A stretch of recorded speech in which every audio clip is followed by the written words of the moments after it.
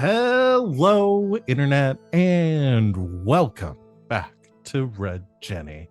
We're so excited for y'all to be here this lovely Monday. We're here to play some more of the Dragon Age TTRPG, and I'm excited for anyone out there joining us. Welcome.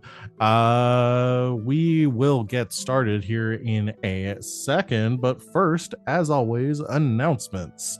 Because this is the only time I can guarantee people are still listening to me. Next regular scheduled stream. Wow. I'm sorry, I checked out for a second. You walked into it. I know. Next regularly scheduled stream on our channel. Wait, tomorrow? Tuesday. It's a Tuesday stream day. Tomorrow. They're back, baby. Escape Velocity will be returning for more spacefaring action, playing Stars Without Number. Sita is there, as well as other familiar faces on this channel. I should go join them at 7 o'clock Eastern time tomorrow, right here. You can also keep up to date with everything else we've got going on the channel. If you scroll down below our faces, you're watching us live on Twitch. You can see all of the lovely shows that we've got going on. Some of our programs changing this week, so keep an eye on that. I assume that because Van's awesome, that's probably already updated, if not in the works of being updated. We've got lots of good stuff going on, which we'll talk about here in a minute, because a lot of that is my bullshit, and I will talk about my bullshit when it's my bullshit time. But first, I will let my lovely players here introduce themselves, talk about who they are, what they do on and off this channel, and who they are playing tonight, starting, as always, with Van. That's me. Hi, I'm Van, and this is the detective. Say hi. You see her little face a little bit. She's helping today.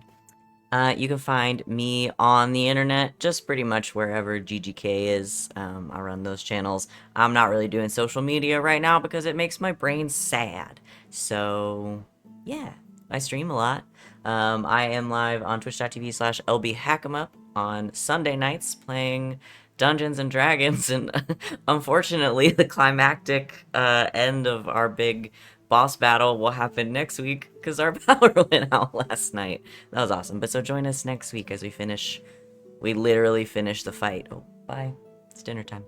And then I'm live here on this channel Thursdays through Mondays playing and running games around D&D on Saturday mornings, which I will be doing this weekend before the premiere of one of our brand new shows, which I'll let Val talk about. But today I am playing Venehn, who is an elven marksman. The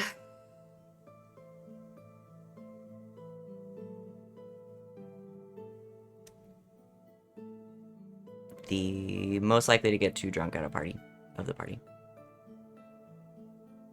Okay, fair. Very fair. Hey, I'm Christina Sid. You can find me all over the internets at Greek Sid. I'm here Thursdays through Mondays playing in games. Thursday games going on a bit of a hiatus, but we'll be jumping back into that as soon as we can.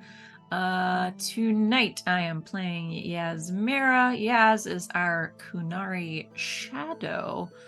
The most likely to stand in the corner with a beer and not talk to anyone at the party. That tracks. Sup, y'all? It's me, Wally, your favorite non-binary sign best friend on the internet. You can find me over on Mr. Blue Sky at WALLE132, just like a cute little Disney robot, where I pretty much do the stuff I always did on the social media, where I just talk about what's on my brain and the things I enjoy and what stuff I do. You can find me here Thursdays through Mondays on GGK as a GGK regular. But tonight, I am playing Garas, the Elven Grey Warden duelist, who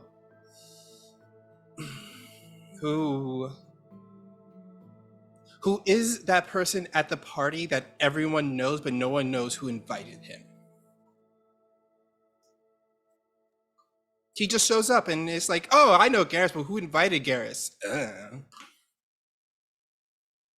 That leaves me. Hi, guys. I'm Sita. Hi, Mom. you can find me on the internet at Mr. Wilt. It's a weird spelling, so check below my face. You can also go over to my Instagram at john.ceta and check out pictures of food I make around my job. That sort of thing. Ooh, be sure to check me out tomorrow. It's going to be a great game. And join us on Saturday. This Saturday, right? Val, which way are you? This way? No, this way. This Saturday? I can't wait for Hearts of Stone. Let's go see it together. It'll be like me and you having a friendly movie date as we watch the premiere of the show. It'll be great. I just love that Sita promoted the show not for like people who are playing, but for like people to join them in the chat. Honestly, to watch the I show. love That love warms being in my the heart chat. so much. I love it. It's going to be great. But fuck, so is tonight. And tonight I am playing Andros Philippe Bastille de Cartier, also known as Carter, the human arcane warrior, and the one most likely to be convinced both to serve drinks and DD. Yeah. I Yeah. think these all check out. Yeah. Yeah, I'll second Wally. I love getting to have regular contact and playing a game with one of my show's #1 fan and get to get messages and shit during, because it's delightful. I always enjoy you being there in the chat, Sita. Speaking of which, hi everyone, I'm Val. You can find me at the Kraken's Crown, lurking around the internet. I am here Thursdays through Mondays playing and running games, and boy, do I have some games this week to talk about with you. Other than this one, which will go on for the next 3 hours, this Wednesday or Thursday, to give the wonderful Sid a much needed break, I'm going to be running a little mini series for a couple of weeks, or however much time is needed. We're going to be playing a game called Inspectors. If you haven't heard about it, it's based on like ghost hunting, and it's very narratively dubious. It involves a lot of like collaborative storytelling and bureaucratic paperwork. But the fun little twist we're taking on is we're going to be using a version of the Ward 13 expansion for that, where people are going to be playing everybody's going to be playing medical doctors, and we're going to be doing a medical drama set in a haunted hospital. So it's going to be, I think it's going to be a lot of fun, or at least allow us all to vent about the healthcare system for a few hours. So I've got a question. If it's going to be a medical drama and it's set in a haunted house, will there be kissing? Oh yeah. Oh, I mean, yeah. I'll be Sita, there. come on. Sita, I come do. on. I mean, Okay, medical, I had to yeah, check. medical I had to drama, check. 100%. We're going to be pulling from some. I'm sure the classics, ER, Gareth Marenghi's Dark Place. Doctor 90210. That's Not that's it. not one. No. You were Beverly halfway Hills there? 902? No. Beverly Hills Beverly Hills 90210. There we go. 90210. There we go. It's 90210. Is House. it just 90210? Historically, One lots Tree of Hill? kissing. Not One Tree Hill. One Also, Tree not Hill. really one of them. Definitely. one I'm of them. still- Grey's Anatomy Listen is a thing. Is Oh, that, yeah, is that Grey's actually a good Anatomy. one? I think that's Mhm. actually a good Grey's Saint example. Elsewhere. Mhm. Dr. Quinn, Medicine Woman. Oh, Uh-huh. yeah, that. It's Yeah. the one where Mash. they're That has what's some the one where medical they're episodes. plastic surgeons? Scrubs. Scrubs, definitely. It's probably gonna lean Mm. mostly towards Scrubs. Nip Tuck. Nip Tuck. Yeah. Anyway, so Not the join us for Nick, that. because it's old, but that's a good show. You guys should watch it. It is a good show. Nick is a great show. MASH. Should I just name other I shows? said Mesh. Oh, did you? Okay. He said Uh, match. No, I'm sorry. Tusk. Yeah. That Anyway, one join us season for of American Horror Thursday for Story. that. I got to move on. Thursday we'll be doing that instead, and then Saturday, as Sita mentioned, will be the premiere for the next season of Saturday themed content. We will be journeying into Duskfall, once again for Blades in the Dark, show their system that has not been on this channel since Van ran it last.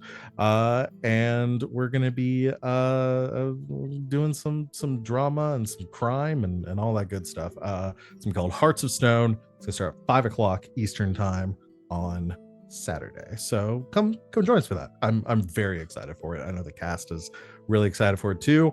Wings did art, and y'all will all get to see it on Saturday. So it's going to be awesome. And if you want to see Wings' style of art, you can go to DanaeKeener.com. Go to DanaeKeener.com. Yeah. We joke about it a lot. It is a very real website that exists. It is a real website you can go that there. Can actually use to. It is Wings' actual website that you can go to. Our friend Wings, aka DanaeKeener.com. You can also buy a t-shirt that says DanaeKeener.com somewhere on the internet. If we receive enough subscribers, we will Wings will be legally changing the last name to Keener.com, so that we will always be able to refer to her as DanaeKeener.com. I'm assuming. We haven't told Wings about this, but I'm starting. I'm sure that she's now. fine with it. Yeah. Well, that's it. Are you all ready to get started? Yeah. I've vamped enough, I think. Okay. Previously on Red Jenny, the crew of Red Jenny finally having arrived in Hossberg, set their aims to assist the wardens in finally ending the conflict here in the northern Anderfels, and ending this long job that they've been on for like half the episodes that we've recorded this show for. We wrapped up a series of kind of pseudo downtime where y'all got a chance to wrap up some loose ends, talk to some exes, bury some exes, and do some research, and recover from an incurable disease. Lighthearted downtime stuff. The planning efforts went to full swing. You all doing your best to support, helping Garahel marshal his troops to prepare for this battle, which would be utilizing the explosives that y'all brought here to seal off the Darkspawn and prevent them from rising up from the deep roads here in the Anderfels, cutting off their support and allowing the Grey Wardens to move south to end the blight, hopefully within the coming months or years. Thinking about any specific scenes we had last time, I think it was a lot of shop talk for the most part. Y'all making some new items for yourself with your oodles of money, your silver quickly flying out of your wallets as you bought some much needed equipment upgrades and got some cool shit just in time for the battle to begin. And we began the Battle of Hossberg. The Grey Wardens sneaking in the early morning hours to the war front outside of the Darkspawn patrols near where the caverns where the Darkspawn were camping for the winter. The scouts and other infantry vanguard preparing to strike, the horns sounding, the battle commencing in earnest, attempting to, for the first stage of this plan, draw the Darkspawn out of the deep roads so that the Warden scouts could take the explosives, plant them in key areas around these openings of these caverns, and seal them off once and for all. You were called to the front lines, doing your job to assist the wardens. Garahel commanding the battle from the back of his griffin Crooktail, came and rallied the four of you to assist the wardens that were being overrun along the southern flank by a number of ogres that were rampaging through a demolished village. You quickly sprang into action, making your way that direction, and began battle with the ogres in earnest, thwarting an ambush by a number of shrieks that were positioned in this village as well, and for the most part, holding your own against these beasts. But that is where we pick up here today, is in the midst of this conflict, to see how it all shakes out. I am going to turn on our dramatic music, and we are going to jump back in where we left off with Venehn. Yay. Currently, you can see the battlefield right now, but I'll give a little bit of narrative summary here. The flaming buildings of these homes that have been attacked by and raided by the Darkspawn, surging around you in the early morning lights. You are three of you are on the building of one of these houses, with two shrieks that have clambered up the side walls to attack near Venehn, currently engaging with the elven archer. There are also two ogres that are attacking Garas and Yasmera, one of them on the ground, kind of pawing up and slamming down the roof near Yasmera, and the other one has climbed up onto the roof, kind of punching holes through the roof tiles, trying to support itself, while it single-mindedly goes after Garas.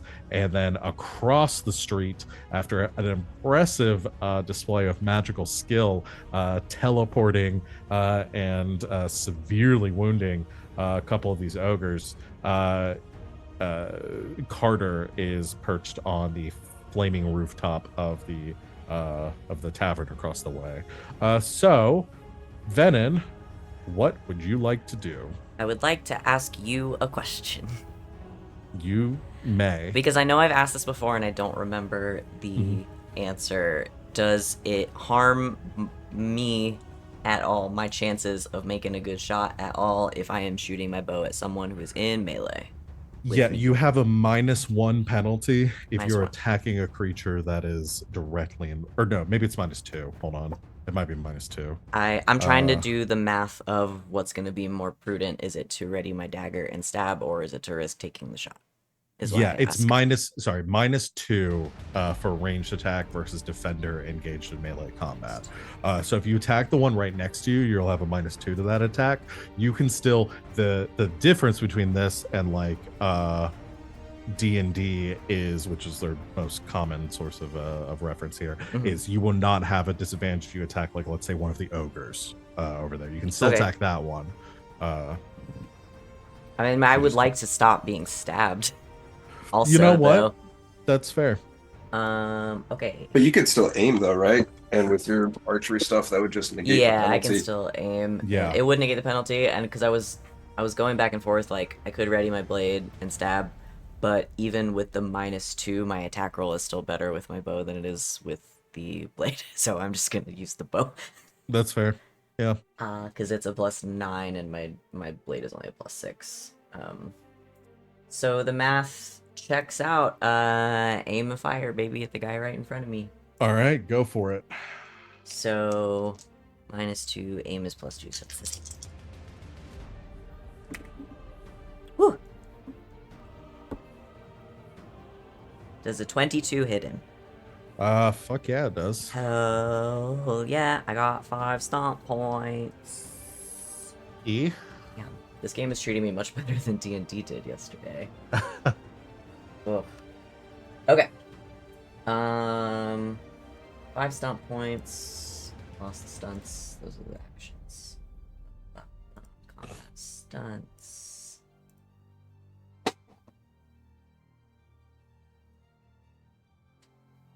I would like to, because I can do it for 1 now. Yeah, I'm gonna try to fuck up this guy in front of me really good. So I'm going to pierce armor for 1. Okay. I would also like to knock prone for 1. because I can do it for 1 now. But first, I want to push him straight back 2 yards, which is the other thing I can do with it. Okay. Into his buddy. Straight into his buddy, right on the edge of the roof. This is the one that was having difficulty climbing up before. Yeah. Okay. That's 2. You have 3 left.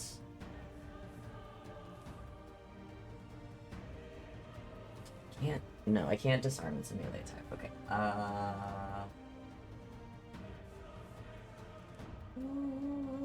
I'm going to 2 yards for each 1 stunt point you spend. I'm gonna skirmish myself 2 yards away. Okay. Yes. For 1. You can do that. Ah! Let me grab. No, I'm on the measure tool. God! Yeah. What is this game? I'm gonna move. Each hex is 2 yards. I just measured it and then immediately lost Yes, it. each hex is 2 yards, yeah. Okay. Move myself, that's 3. And then 4, 5, mighty blow. Okay. So, Jeez. I'm gonna roll my damage. Yeah, roll damage first. Let's I finish. shoot. So roll damage against Shoot. the armor is halved, correct? No, it's ignored. 0 now, I think. I can't remember which of you can ignore armor and which of you It's have me, armor. yeah. It's when you perform the pierce armor stunt with a ranged attack.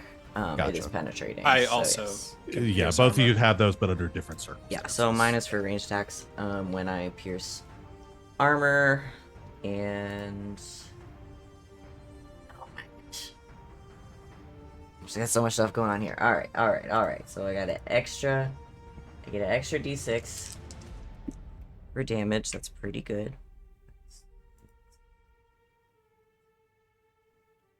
So it's 14 damage penetrating. Ouch. Okay. I move myself back a little bit, 2 yards, just in case they get they stay on the roof. I know they can get to me, but it makes me feel a little better. And then Mr. Man in the front, right here, who took the damage, is gonna get knocked back, straight And back prone. 2 yards, and knocked prone, just for good Okay. measure. Here's what I'm gonna do. I had a while to think about what I was gonna do, just Yeah. in case. I'm gonna roll a. I'm gonna roll a strength check for the one that he's getting knocked into, to see if he holds on to the edge of the roof. Because in fiction, he was still climbing up. I think spent like pretty much their entire turn last time trying to climb up on the roof. Now just got pelted in the face by their friend. Well, a 9's not going to do it in any world. So Bye. Nice to see you. So You're I'm like- gonna move. You're like Kevin McAllistering these guys. Yeah, for Yeah. real. throw So throw a roof tile off and hit him in the forehead. So you fire the arrow and hit, like, aiming for the hardest part of their armor, specifically to create the force that you would need to remove the penetrating force of the arrow, to throw them backwards. This shriek topples backwards, slam into the other one just as it pops up on the roof, and that one, you see arm blades are wrenched free of the tiles. That one plummets down, falling to the ground. Your crash of like the timber and other piles of wood and lumber that were beneath. This one, the one that you hit, lands prone on the edge of the roof from that impact.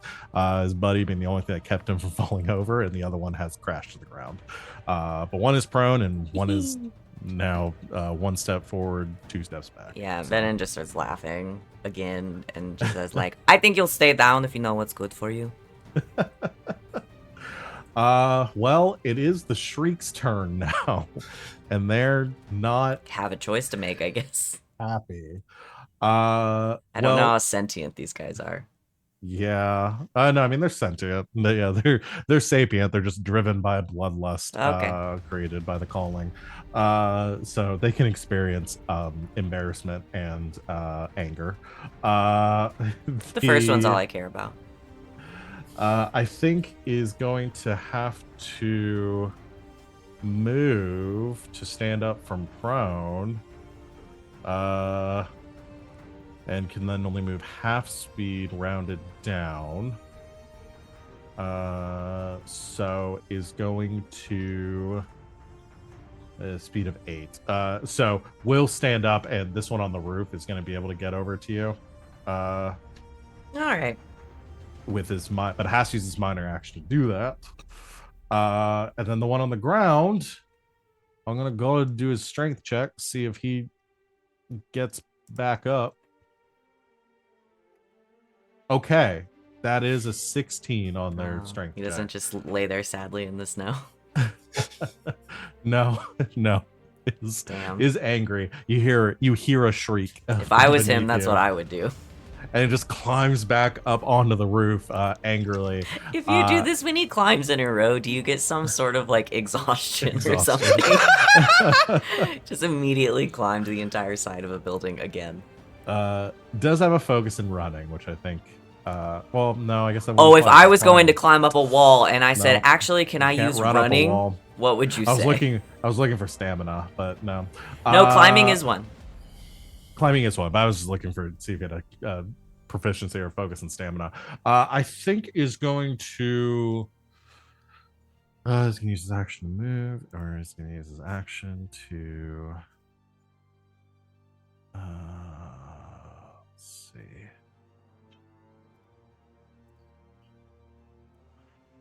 Yeah, I think is gonna use his action to shriek again. No. I was gonna say if it changes his mind, I'm literally untouched. I need it's anyone who hears it. Yikes. Doesn't give a distance. How good's Carter's hearing?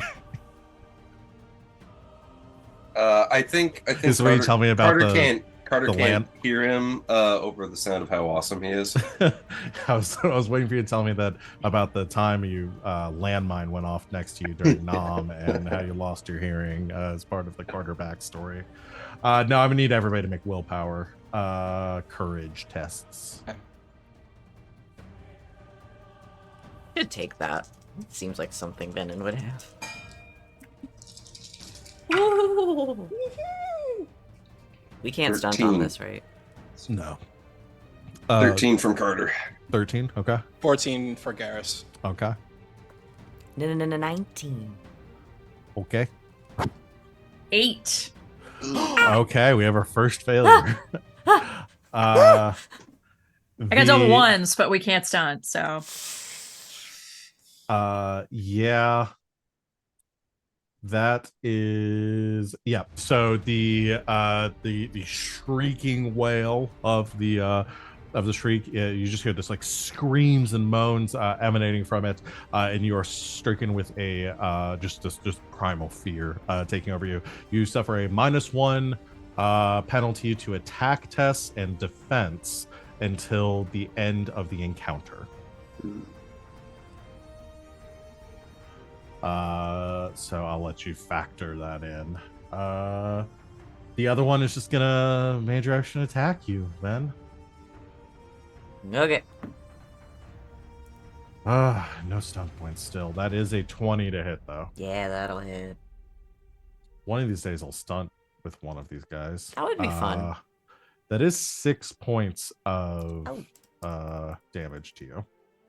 But that's minus my armor, right? Yeah, minus your armor. Not Al. So I take 1 damage. You take 1 I think the shrieks have only ever done 1 damage to anyone. They all our armor is so good now. Yeah, Pokes I me think in the shoulder. What the fuck? this isn't the Stop first time it. I've hit one of you with them, and I think every time it's been like 1 point of damage. Okay. You gave me that cool coat. I know. I didn't even ask. I just want to say everybody else asked for their shit. I just found mine in a. You know what? Live and learn. I learned from my mistakes. I'll take it all away from you guys eventually. That will be the Shriek's turns, though, which means it is Garrus's turn. Okay, so that ogre is right in front of me, and that other one is climbing up like the side of the building, right? Yeah. One of them is on the roof in front of you. The other one, it hasn't really started climbing up. It seems to be mostly just kind of like playing whack-a-mole with Yaz right now. But it will probably climb up if it is no Okay. longer able to reach anyone. Garas is. I'm going to use my minor action to do a bluff to activate bluff. So I must make an attack against them. They first have to make a deception versus my. I make a deception versus their willpower. Or is it? Yeah, it was willpower, self-discipline, right? Yeah. My communication deception. My mouse died. Uh-oh. Be right back. Do you want me to do it? No, I got it. They're right here. I got Oh, okay. They used So to be, that's a 19 for me. they used to be downstairs. Oh. Now I know where they went. I've been wondering where my battery charger went.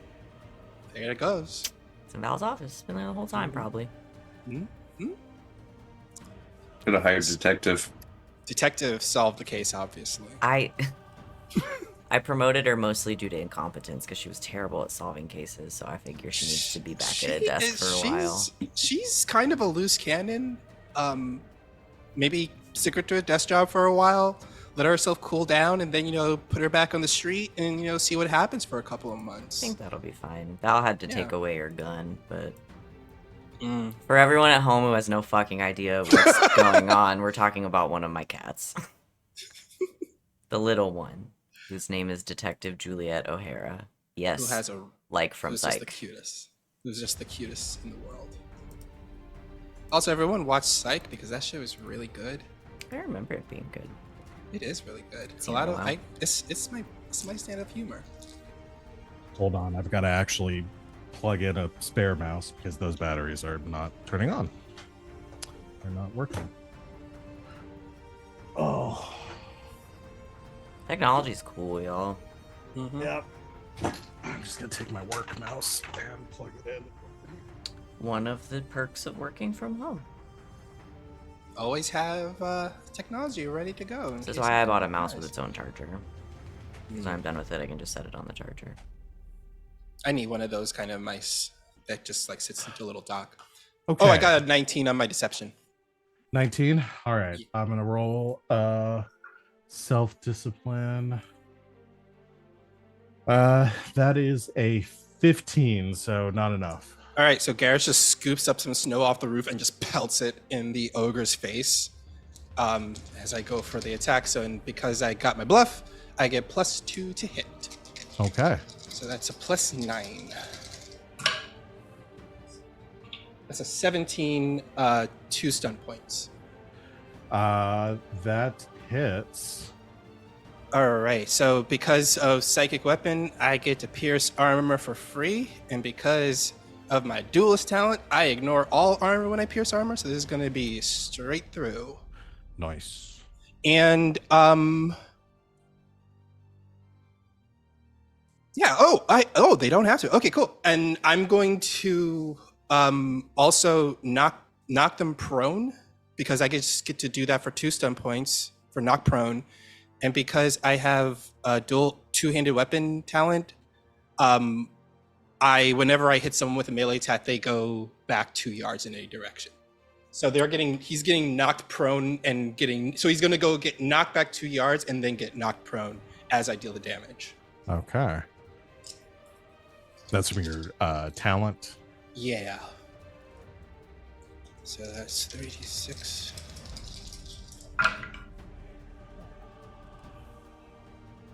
So that's 19 points of damage in total. Oh wait, I forgot to roll more dice for it because of bluff. That's 24 points of damage. 24 points of damage. Okay. And it ignores armor completely. All right. Still up, and then moves 2 yards back. Mm-hmm. And they're knocked prone. Okay. Let's see. Half of them is still on the roof. I'll make a strength check for him to see if he holds onto the roof or falls down below. Okay. That is, well, rolled a 9 plus 9 is 18, so that's enough for him to stay up. Okay. So the the ogre falls down like onto its belly, but keeps its arms clutched into the holes in the roof that it makes. It stays up there, though it is knocked prone from the weight of your impact. Oh, Venehn, I didn't knock my guy off the roof like you did yours. I'm gonna try harder next time. That is it for you, Garas. Yep. All right, Yaz, is your turn. May I do something stupid? Always. Is it possible for me to move over Garas behind him here? Sure. Yeah, you can move through an ally space. Can I do it really cool though and like do an acrobatics to fucking flip over him? Just for flavor? Yes. Just you for can. fucking fun. Yeah, Okay. yeah, do acrobatics. Cool.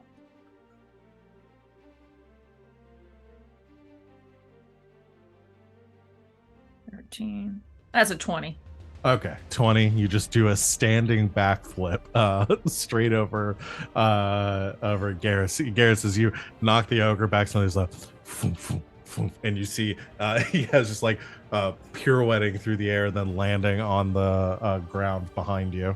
And as a part of that, I would like to attempt a backstab on the ogre that just got knocked back. Oh, okay. All right. So that is you made a cool flip. I also do a stealth check on that. Nah, you can just do a backstab. You're attacking from an unexpected, and he is not prone on the ground. Is unable to do very much to negate. You just your want me to roll the stealth? No. You just get the backstab on this one. Sweet. Okay. So yeah, then I will shoot him. Do it. I'm rolling like shit. With a -1. That is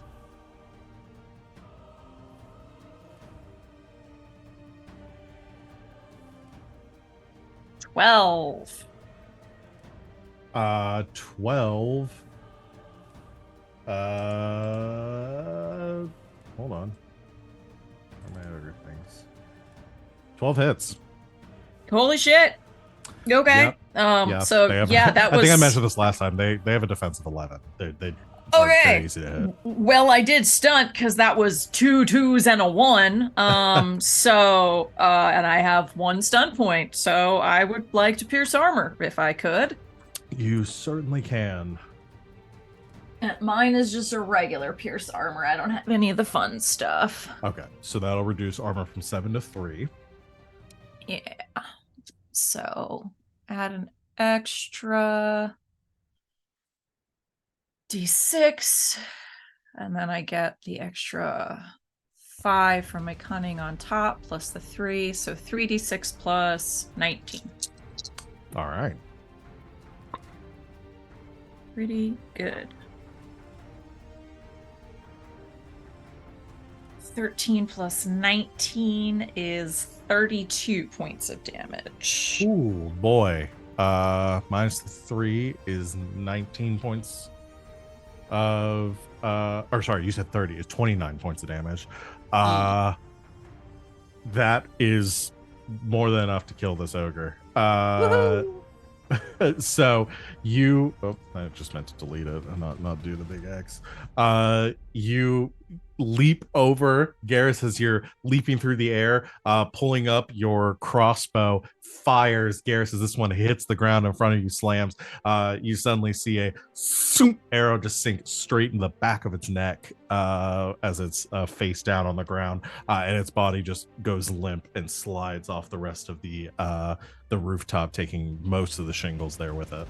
I fist Don't bump worry, Yasmera. it fell. I fist bumps Yasmera.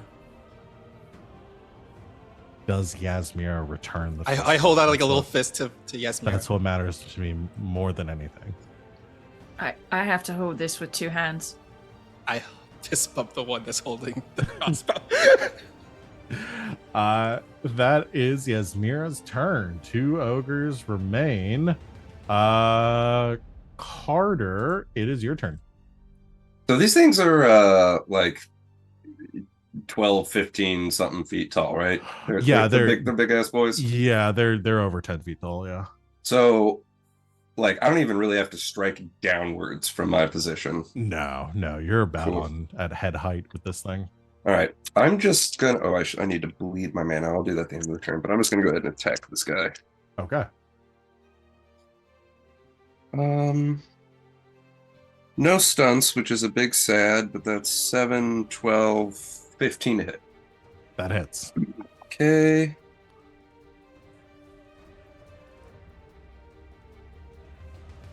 It's a good roll there. So that's 9 plus 3 from the weapon is 12 plus 14 is 27. 27. Okay. Minus 7 for armor. Or no, wait, you got to pierce armor for free, right? Or No, only if you generate stun points. And that doesn't qualify for me either because I'm not a rogue. It just reduces the cost by 1. So I still have to get at least 1 stun point. Right. It reduces 1. It reduces to 0 for them because they're already at 1. Gotcha. Yep. Either way, 7 hit points left. So that one is dead. Nice. You just with your halberd just like cleave straight down into this thing's forehead, splitting its head in 2, and it falls like a poorly kept brick wall.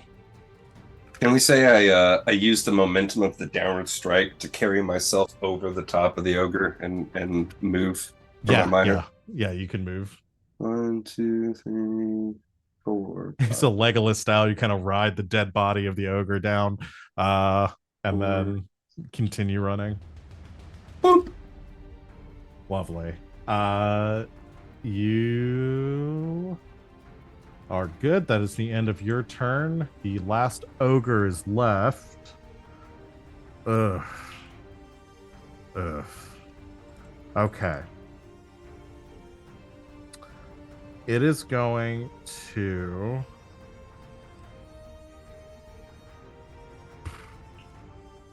I'd love to generate stun points at some point there in this battle. What is its... Going to reconsider its life choices of what it's going to do. Yeah, that is what it's going to do. I think you're too far away for it to get to, Carter. I think Garas is the only one that you can reach. And... Oh no, mine are... that wouldn't do anything. Yeah, you're on the ground with it. I think is going to major action charge at you, Carter. Good. And charges straight in your direction, and is going, since Yaz leapt out of the way, and is going to make an attack against you. Just get a +1 to this. Finally, stunt points. That is a 25 to hit. Yeah. With 5 stunt points. Yes. I have the power. That is all right. So first off, that is 7. It's 5 is gonna do. It's gonna do that for 3. So there's 2 left.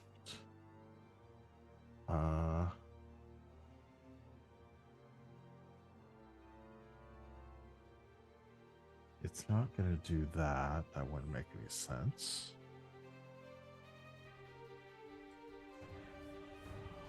I need the table. I do like to give the recommended stunts, but sometimes the recommended stunts on the NPCs aren't what I want. Combat stunts. Yeah, we'll throw out a mighty blow on this. So be an extra d6. Says 9. So that's 18 points of damage. Full armor 10. And then for 3 stunt points is going to do a special crush after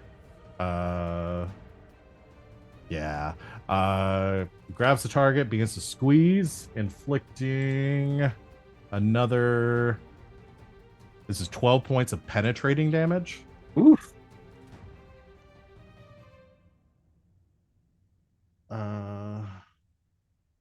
And then has not used its minor. I'm just going to do it all at once, assuming this thing's not going to get another turn.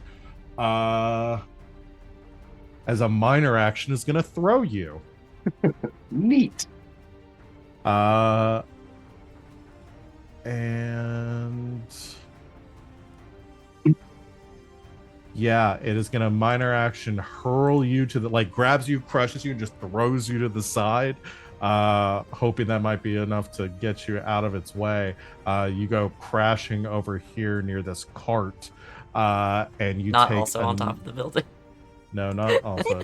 It doesn't want you over It's a party there. up here. That is another 10 points of penetrating damage. Oof. Good golly. Yeah, these That things was I've been fun. rolling. This is how much shit I've been rolling as during this fight. This is the first time I've done any significant damage. They've all been these able to do things. that the whole time? Yep, That's the scary. whole time. That I is just really have not scary. gotten any stunt points with them. So I don't know why it's not updating my hit points on the tokens, but that took me from 72 down to 42. On my token, on my screen, it shows you at 42. Okay. So, It is on mine too. that's the ogre's turn, though. Got in a hit. You can die happy. Ven, it's your turn. Well, mine actually didn't update on my token. Are they connected to the sheets, or do I have to do it separately? No, they're I- changing. Are you at it's- 73 out I'm of at 74? 73. Yeah, I can see it on mine. Now, why can't I see? We all can't see our own hit points changing. I can see. but I see mine also. yeah, I can't see Yeah. mine, but I can see everyone else's. Anyway, That's weird. I I'm know sorry. it's like really small. Yeah, it is Better updated than- for everyone else. Yeah, that's better than the other way around. Yeah, I guess So- that's true. It's better that everybody Yeah. else can see your totals because you can see yours on your sheet. So Yeah. chat, you're just gonna have to guess how many hit points I have. It'll be a fun game just for you and me. I'm gonna kill this one in front of me. I gotta get this Okay. guy. He's really killing me. Does he look really is he like really fucked up, or can I tell? no, that one you were the first. The hit you did last time was the first time it had been hit. Oh, the first hit. So Okay. Cool. Yeah. Then I'm gonna. Yeah, fuck it. I got some of these. I'm gonna pull out a wounding arrow okay. and pull back, aim, straight for the throat, baby. All right. Oh boy. That is. That's a 21 to hit with 5 stump points. All right. That hits. Guess what this man's gonna get? I'm assuming a pierce armor. A fun trip to Pierce Armor Town. Hi, I'm Pierce Armerton. Hi. I'm Pierce Armor, Mayor of Pierce Armorton. That's my My Hero Academia sonnet. Sorry, I was looking for the other thing I could do. Where did I put the thing? Is it volley? Oh, I don't want to do that. Yeah, let's go ahead and knock him down, because I can also do that for one. Pierce armor for one. Knocked prone and pushed back 2 yards Okay. for one. Because I think that's funny. It's the same amount of points. I think I'm just gonna do the same exact thing I did last turn. Yeah, I mean you could, because how many stun points do you have? I have 3 left. Because you can spend multiple points to knock him back further than 2 yards Oh. if you wanted to push him off the roof. Can I? Yeah, I think this, if I'm Well, it's- remembering correct, the skirmish stunt. Well, so I'm Allows- not using skirmish. I can do when I do knock prone for one, I can also push them back 2 yards and apply knockdown. Gotcha. So I'm So whenever assuming I can't do more than 2 yards because it's No, that specific one you're to limited the- to 2 yards. You that's get my that marks 2 and yards for stuff. free, but if you skirmish, you can push I can push him back further. Got it. If you wanted to push him back, I mean, there's some cool fire Push down him there. back. Push him back. Way back. Yeah, fuck it. Let's do that. So, Pierce Armor for 1. I'll keep Knock Prone for 1, because that takes him back 2 yards. For 6? Is that enough to hit the fire? If you did, I think that's all I can do. No, I can if you do 2 did more. 1, 2, 3 points of skirmish, that'll knock him onto the fire. Yeah. Alright. Pierce Armor. 2 yards back and knocked prone. Okay. 2, 4, 6 of skirmish. That's funny. That's way funnier than just just. Well, shooting. he's gonna take some penetrating fire damage on that too. Yeah, for I him. gotta Go do ahead and my deal. roll. Go and deal your damage first. I like the idea that in the chibi anime version of this show, Vin has like a bunch of punch glove arrows. Yeah.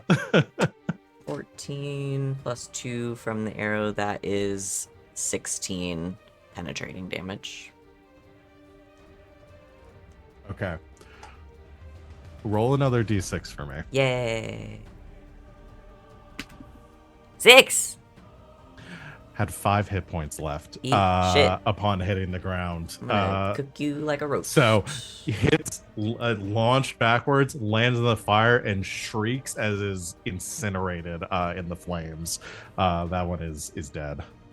I look over at the other one and smile. That was so hardcore. I love it. That is I mean, honestly, this one is gonna make a morale check. To see if it decides to stick around. The or first start one running. didn't stick, so I threw your dog in the fire. I rolled 2 6s and a 5 on its morale. Damn. Plus 1, so 18 on its morale. This one's ready to die, I I guess. thought fire was my ally. This guy is ready for the cause. Yeah, Come on, this one sir. goes to avenge his boyfriend that you killed. Whoops. Should have tried to stab the- me. Is gonna make an attack against you. Come on, stunt points. Come on, stunt points. Well, Well, I got stunt points, but I don't know if this is gonna hit. I'm gonna make that a major action charge. So it has it's minor action. Yeah, that would make the most sense that it would do that. cool how you can decide to do stuff after you I roll. can decide to do that because I'm running so many characters. Y'all can't do that because I say so. Decide point. That is a 15 to hit you. Nope. 16. Fuck. God fucking shit. This guy. Son of a bitch. This guy thought he was so brave. Is This there little guy nothing right I here. can do? Thought he was so brave. I just dodge out of the way. Hold on. Is there anything I can do here? You should have run at me. My No, you fucking can't use any defense is a combat stunts if it 14 is. right now. Yeah, I should have run it. Yeah, You're but- way scarier looking than I am. Yeah. If I was picking between the two of us to run at, I would super run at Venehn. Wouldn't You even also think about just killed his boyfriend, so you know It's Yeah. also it's personal. all I can do. God damn it. Right. Minor action. I don't know. Die. Minor action is going to.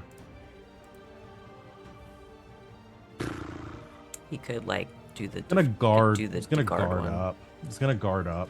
Add a 2 to his defense. That is the end of this sad Shriek's It's turn. a fair move, buddy. Garas, it's your go. I would like to do something stupid if I can. Everybody's doing it. All the cool kids are doing it. So Is it possible that I can move to the end of the roof and jump on the ogre's back with a stabbing as I attack the ogre's back? Oh yeah. He's only Okay. 2 yards away from the roof. All right. 100%. That's Okay, not that's not even dumb. I'd classify that as above average. Okay. Well, I'm gonna do that. Oh, and see, to remind me, how much extra damage do I get because of telekinetic weapon? That 7. I didn't. 7? Okay. So I did not have that last time.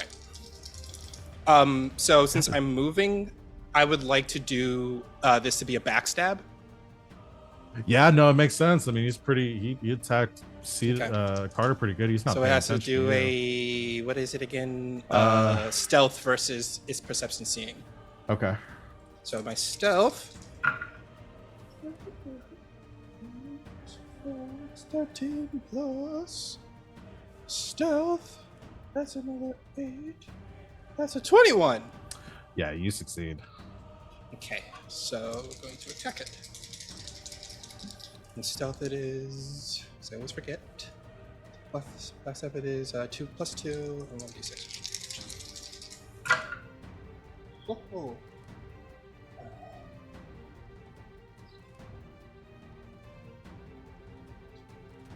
Plus. That's on 19. 19 hits. And I have 2 stunt points. Okay. So I am going to backstab. I get it so big, so it gets backstab. All right. So I'm going to pierce armor for free. Okay.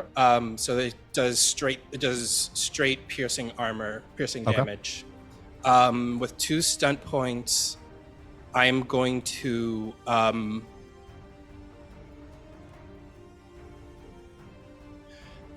I'm gonna go into a defensive stance after I do this attack. All right. I don't wanna use new dice because the dice have been rolling so good. No! Okay, I guess I'm using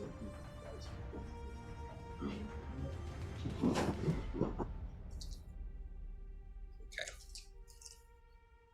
So it's 3d6. 46.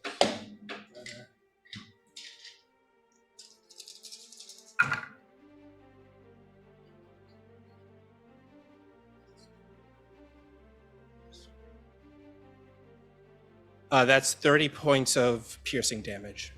Okay. And I go into a defensive stance right after. So you just see Garas like run and leap off the roof, and he just takes his 2-handed sword, twirls it up, and just stabs it into the ogre's back and just slides down the back and like jumps right off. Yeah, you tear this nasty like wound in the back of the ogre, which lets out a massive roar of pain, suddenly wheeling around on you as you fuck it right up. That's what you get for hurting my buddy. And I go into a defensive stance. Yeah, you definitely see its intention getting taken off of Carter. Awesome. Good turn, Garas. Yaz, it is your turn. I want to take Venen's kill here because that just seems personal. I'll tell you, the you kill him. ogre is not quite bloodied, and the shriek is untouched. Yeah, okay, I'll shoot the shriek. I can't backstab anyway because I did not have enough points to rapid reload, so I've got to use my minor action to reload. So I'll just shoot him. All right. Good old-fashioned shot. I'm taking a -1 to this. Still not bad. Actually, pretty good. 6, 4, 4, 14. So 20 to hit with the -1. Even with the +2 to its defense, that hits. Woohoo! Alright, so don't get the backstab extra cunning, but this is 2d6 plus 14. Ugh, garbage. Only 19. Okay. You didn't get any stun points? No. Okay. Oh no, I did. 6, 4, 4. What am I talking about? Yes, I did. Yeah.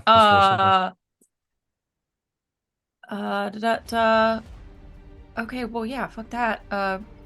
Rapid reload for sure. Okay. And then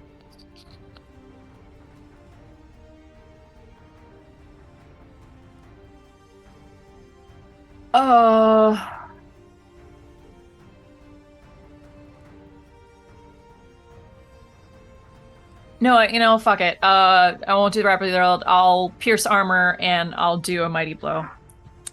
Okay. Pierce armor, so armor is reduced to 1. Go ahead and roll your additional mighty blow damage and tell me what the total is for your damage. Yeah, so we were at 19. I think you're at 19, yeah. Plus 4 is 23. So 23 points of damage total with pierce armor.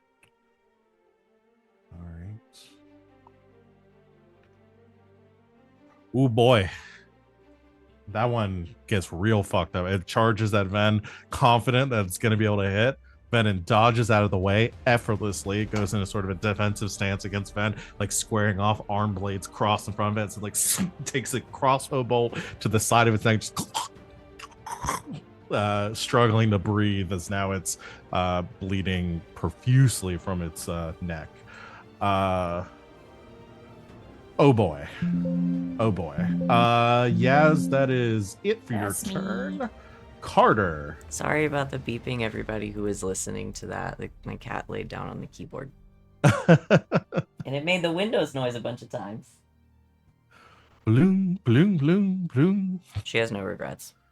Yeah. Carter, what you got? Let's see. I got a couple questions for you. How long is a round in this game? It is. Isn't it I 10 want seconds? to. It's somewhere around like. I want to say it's like around 10 seconds or so. Okay.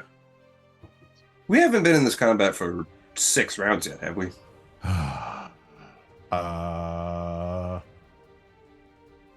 I my want to say telekinetic this might be the 5th. sounds this ish, would right? be Yeah. the third one today, right? It took 1 round Yeah. for me to turn on my shit, and then I did another round where I zippity zappied around, and then I just did last round. I feel like I might only be 3, but as these combats may or may not get longer, I need to remember that telekinetic weapons only last for a minute. Okay. Yeah, I'm double checking. I want to say. I'll find the answer to that because I know it's in the book. I just don't remember where. Well, I'm gonna try to wrap this up. Am I prone? Oh, sorry. 15-second increments. Oh shit. 4 rounds in a minute. Okay. Do you want to make a call on how many rounds it's been? No. This will be our third round today. This is our third round today, and we did Ooh. at least. Okay. We did at least 3 rounds last time. So I think telekinetic weapon might be gone. Yeah, I think we've done 2. But yeah, Okay, that is good okay. to know. Your telekinetic weapon only lasts for 4 rounds. I can spend extra mana when I cast it to make it last longer. But Yeah. I Yeah. did Oh, that. okay. Yeah. So that is good to know for 15 seconds per round. Am I knocked prone over here by this cart, or am I or did I just get slammed into it? You're not knocked prone, no. Okay. So I think Carter's form flickers a little bit more erratically as he kind of pushes himself back up off the cart, and there's like little still images of him kind of stumbling a little bit from that barrage, and then he shakes it off, and he's gonna glare at the ogre and say, "I believe I'm going to enjoy this." And I'm going to do a move for my minor action and then a charge Okay. for my major. So that's going to end me up over here next to Wally. As I go around him and as part of the charge attack, which starts over like about here and comes around, I'm just going to swing the halberd into the side of the thing and hopefully like rake across its thigh. Yes, definitely. So charge is going to give me a +1 to the roll. Oh! Well, how about trip 6s, eh? Yay! Damn. Fuck, Okay. We are the champions. Don't forget that. Oh yeah. What does that do again? That adds 1 to the test that y'all are doing. So that would add 1 to the total results for this that we've accumulated as part of the mass battle for this turn or for this. I don't know if we'll need it because if we win this battle, then we get +5. You get We're gonna 5. we're Yeah. gonna get it. Here's what I'll actually say. This was asked last time, and we didn't actually end up generating because that turned out it didn't end up generating stunt points, or you couldn't use it because it wasn't it wasn't a combat stunt. It was a role playing stunt for that one, or an exploration stunt, I think. So we didn't actually end up using it last time, but I did check, and I am going to adjudicate that pushing it over would end the encounter now, and we'd enter victory conditions for this. That's the ruling I'm going to make on that. Okay, I'll leave it up to my friends here then. Do we want to take more time to actually beat these guys up, or do I just? I'm thinking resource-wise. Yeah. Let's just Because you let's burnt just- a lot of mana. Yeah. And health. Okay. Yeah. Yeah. Let's end it then. Mhm. All right, then Carter, for some reason, mumbles something about we have inside us the blood of kings, and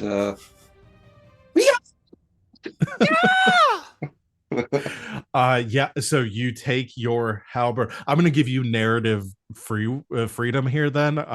Like, what do you do here that is so impressive that like it turns the tide here? Ooh.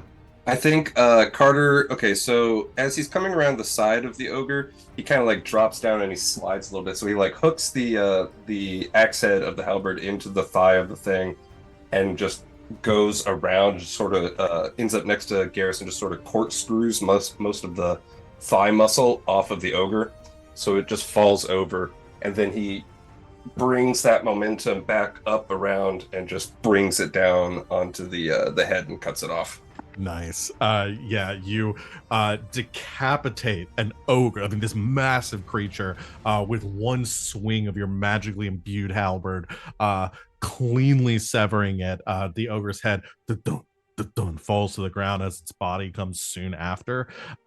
Immediately the shriek up on the roof like freezes, and you hear a sound from the like the alleyway, the street that you came from, of and you hear a battalion of wardens charging in, having rallied during your hold here as you held off the darkspawn's incursion. And as you can see, more darkspawn seeming to make their way to this location. They even begin to freeze as they realize their advanced guard here has fallen, and the wardens are coming. And as the newly reinvigorated wardens swarm into the arena of combat here, we will step out of our encounter, y'all having been I think also victorious. real quick, I think so like Carter's form flickers back into full materialism, and you can see that his armor's kind of dented and he's bruised, and he spits a little bit of blood out, and he looks over at Garas and gives him a fist bump. Garas fist bumps Carter. Lovely. And as you two share this moment, the rest of you taking a second to breathe, you hear wings of a griffin landing on the roof next to where Yaz and Venehn are, as Sergeant Hansen lands there, kind of reining in his griffin, looking to the two of you and says, good job. A lot more battle left to go. Take a minute to breathe. And begins to shout out orders to the wardens here to secure this location and prepare for the next commands. So we're going to zoom back out of the action. What I'm going to let y'all do is you do have time to take a breather if you would like. During a breather, you get back 5 plus your constitution plus your level in health. Back up to full. Let me do the math.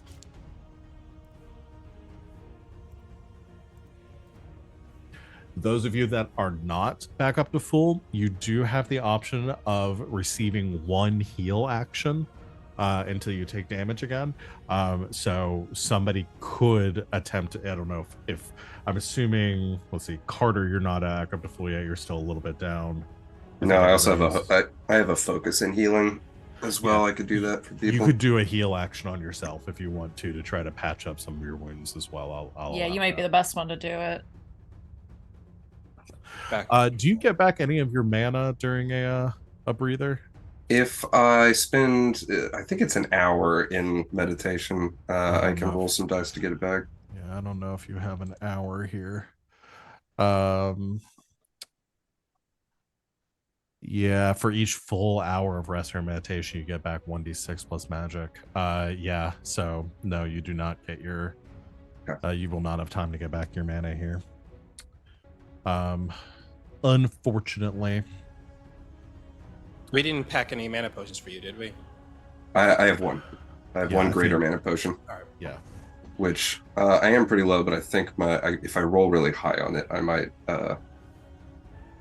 get more than could what go I need. over. Yeah, so you want to save it for when you get super low. Where Okay. are the rules on healing?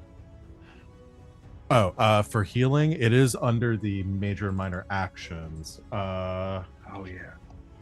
For heal, you have to make a target number 11 cunning healing check test. And you get back a number of health equal to the result of the dragon die plus your cunning. What was the target number again? 11. Oh yeah, sweet. Okay, and then you said dragon die plus cunning. Yes. Wow. Well, I maxed that out, so that's a little bit better still. Oh yeah, I'm looking quite a bit better now. Awesome. I'm still down a little bit, but not nearly as much. Mana is just the primary concern here. Yeah. Okay. Yeah, it's looking pretty good. I'm fine Yeah. Back to full. somehow. Back to full also. I'll say if anyone's low, I haven't made y'all track regular arrows. I haven't done that, arrows or bolts or anything. It's just been the magicals. Okay, No. don't worry about it then. I couldn't remember if I'd have y'all been tracking that or not. And I was going to say y'all could come back up to full wherever you were at, but I didn't think past me would make y'all track this. So I'm pretty sure, like, during the very first combat, the first thing that me and Sid asked were like, yeah, I was track like, these?" whether they Yeah. track, and I was Do you like, want to write this down? fuck that, because what that leads into is then checks after the combat of like how many arrows do I recover, and it just wastes more time. And then like I've got to go buy arrows. You know what's boring? Watching you go buy a bunch of arrows. So, gonna say You haven't no. seen the way I buy arrows. So I'm gonna take us off of this map, It's very quiet and and let's do our next round of the mass battle. So we are in stage 2 of the mass battle here. Do y'all need a reminder of how this works, or y'all feel pretty? I would love Pretty like good the about quick that. bullet points, just real quick. Okay. Yeah, so each of you are going to roll. We have modifiers already in place for each of the commanders. Y'all are going to roll checks. If you succeed on the check, the number of it's essentially an advanced test. The results on the dragon die adds to a pool of successes, and the first one between the first commander to receive or to obtain 15 successes wins that stage of the combat, the stage of the battle. So y'all have won the first stage, which means if you win the second stage, the battle is won. The wardens have won the battle. Will still play out the third stage, because if you win all 3, it's a more decisive victory. If you win 2, you still win, but it's a little bit like they'll suffer more casualties along the way.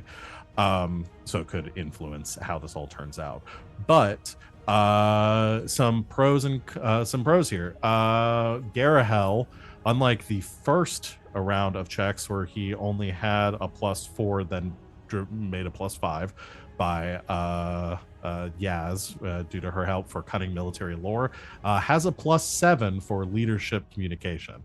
Man. That's what he's good at.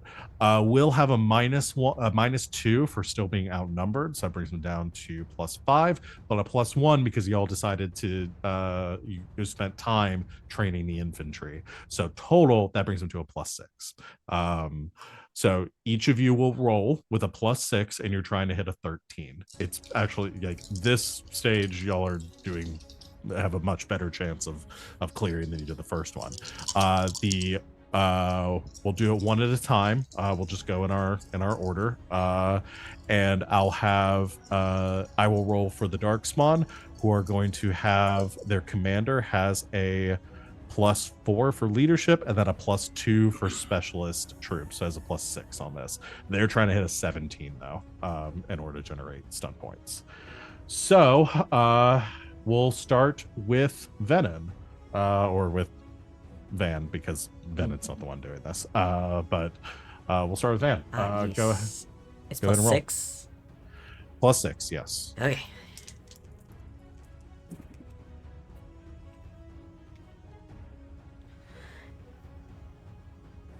$16. Okay. You got a 16. How many stun points? 6. Damn. The dark spawn got a 20, but only 4 stun points. So I'll take the advantage there. Let's go and move on to the next one. Yaz or Sid.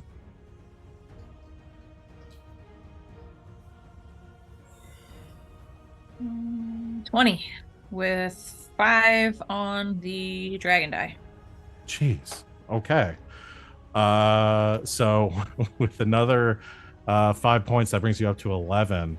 The dark spawn got a they got a 21, but so they succeeded again. Only 4 points on the dragon die though, so they're up to 8. However, that brings us into our crisis moment for this time. So where the standings are, this one is actually not as close as it was last time.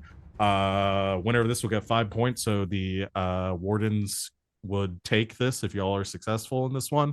Darkspawn are at 8. They'd come up to 13, which would put them in striking distance of pretty close to taking this leg of the conflict. So this one actually has a lot more stakes involved.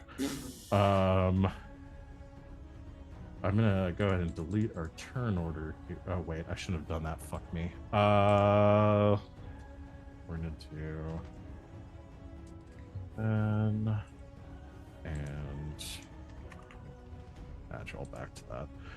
So what happens here, the rest of you return kind of falling back to the back lines of the battle, taking some time to recover, patch up your wounds. Carter having to like buff out some of the dents in your armor from the troll, from the ogre hands where it crushed it, quickly finding one of the battlefield like blacksmiths to quickly like grab the armor. There's a term for it, the material that there's some tool that they have that they use like pop out armor, but I can't remember what it's called off the top of my head.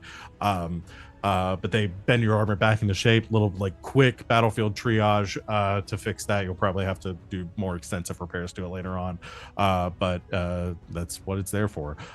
You are able to recover the best you can. You can see from your vantage point, getting some intelligence from the scouts that are moving around the battlefield, that the plan has worked, that the darkspawn have been drawn out, and the during the time where the battle has now been contained within this valley, the Grey Warden scouts, each with their explosives, have been sent to the front lines, flanking around the battlefield, using the chaos of the battle to move the explosives into position. You can see a lot of tension remain within the Grey Warden command, including Garahel, who's back here looking at battle maps, receiving reports, doing adjustments to their tactics to compensate for this, while they are waiting for the sounds of the explosions to detonate. And you hear shouts in the distance, the wardens preparing and continue to keep the darkspawn under control. You hear echoing from the valley, and you see smoke and debris carrying up. You can see a section of the earth actually like collapses inward, and then you hear as another section collapses inward from the second charge is detonated. But there isn't a third, and time begins to pass, and the Grey Warden command looks, and you hear Garahel begins to speak with Sergeant Hansen, who relays some information from the scouts, and you hear Hansen reporting, says, our scouting partner made it to the front lines. All the charges should have been placed. I don't know why I fear something must have happened in the caverns. We need to send somebody down there to make sure to detonate the explosives now before they're found by the darkspawn. Guessing that is us, right? We'll go. Garahel kind of stops and looks to the four of you and says, I honestly couldn't think of anyone better for it. This is going to require a high degree of quiet, stealth. I just need you to get in there, set the explosives, or prime them, and then get out before they detonate. Can you do this for me? Yeah. Of course. What if Easy we peasy. honestly said no? I mean, do you think we could actually do that at this point? I wouldn't blame you. It could be a one-way trip. It's not the first time we've been on a one-way trip into something death-defying, whatever. All right. Best of luck to all of you. Hanson, lead them to where they need to go. And Hanson mounts up on his griffin and motions for you all to follow. He sort of like trots ahead, the rest of you jogging behind as he leads you down to a valley pass, one of the areas that the scouts had marked off as a blind spot that's further which they could approach with the carts and the barrels without the darkspawn seeing from the vantage point that the battle was supposed to be taking place at, and points you in the direction for you all to stealth forward, heading to the darkspawn caverns. This area of kind of this darkspawn encampment here, having largely been emptied out, as you quietly make your way through the shadows towards the opening of the deep roads, where the only explosives have not been set off. And that's where we're going to take our break here, and we will come back to play out this next encounter. So thank you everyone out there for watching. We will be right back very soon. Gonna take a quick break, refresh ourselves, get something to drink, stretch, whatever we need to do. Recommend you do the same, and we'll see you back here in a few minutes, and until then, stay tuned. Welcome back, internet. Thanks for hanging out with us while we took our break. We're gonna jump right back in with more Dragon Age, and I'm gonna change our music, I think, to something a little spookier. Is this the one? Maybe I might have to change it again. I don't remember how hardcore this one gets. So, because I can't hear anything right now. No, that's not the one I want. Hold on. Let's go with this one.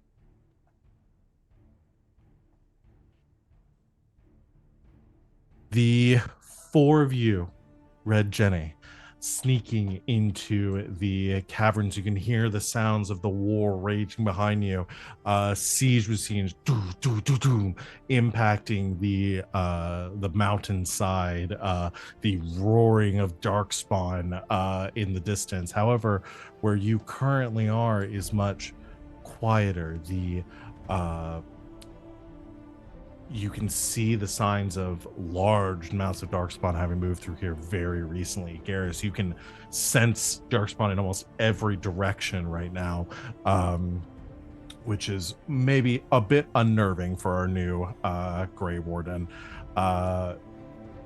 However, it seems that this passageway has been traveled very recently by the wardens ahead of you. You can see the signs of drag marks and the hand carts they were using to pull these barrels are here, digging deep grooves into the ground.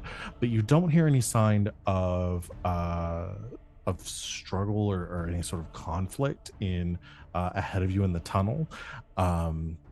As you push in deeper, eventually this stagnant air begins to grow oppressive. You can feel this like you can feel the humidity and the darkness hanging in here, as much as you can smell the decay and rot and putrescence of thousands of creatures having called this and hibernated within this place for months now, and you faintly can make out in the distance a flickering of fire coming in the passageway up ahead as the four of you sneak inwards and find yourselves in the heart of the dark spawn encampment. I'm going to go ahead and move us over to a special map here.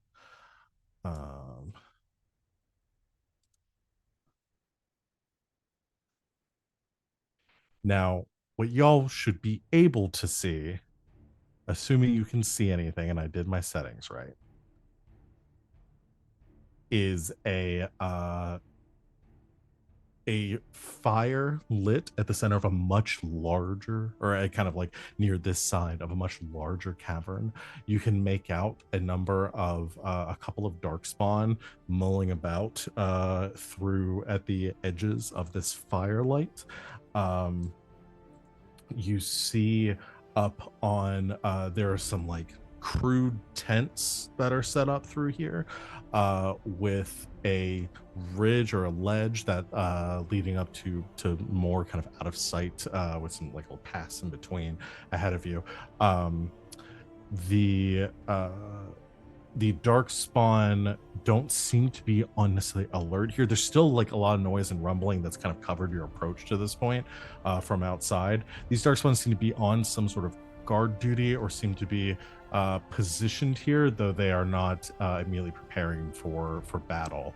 Just thinking about anything else that you might notice immediately, but I think that's about it. You can hear like screeches and noise elsewhere in the cave. I believe right now all you can see within this level of light is one Hurlock that is closest to the fire, and then two shrieks, one, maybe even three. You can see some shrieks that seem to be up on the on those like kind of raised areas at the edges of the cave ahead of you. So this is the way this is going to work.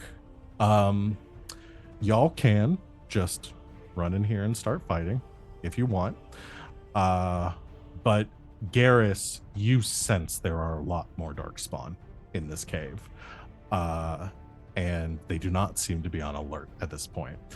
If y'all wish to stealth through here instead of turning it into an all-out fight, you have your objective. It is to find the explosives and to prime and detonate them, which you know would be probably back further in this cave at the entrance to the deep roads. So you can stealth through here, and we will be doing a series of stealth checks to see how successful you are in moving through here. And there is a system to which the darkspawn will become alerted if you are not successful in your checks. I would like to ask you, can I give myself a penalty of -1 because I'm new at sensing darkspawn? This is overwhelming me. Penalty of -1 to this what? stealth check, to my stealth check, because like I'm overwhelmed by all like the darkspawn around me. I will, or to some kind of if check. you up want to you. to. I mean, if you want to elect for that, I will allow it. Hold on. What was one of the first conversations that like it was the original four of us before we started Neon Gods, where we had the conversation that we love to hurt our own characters. Yeah, this one also hurts my character though.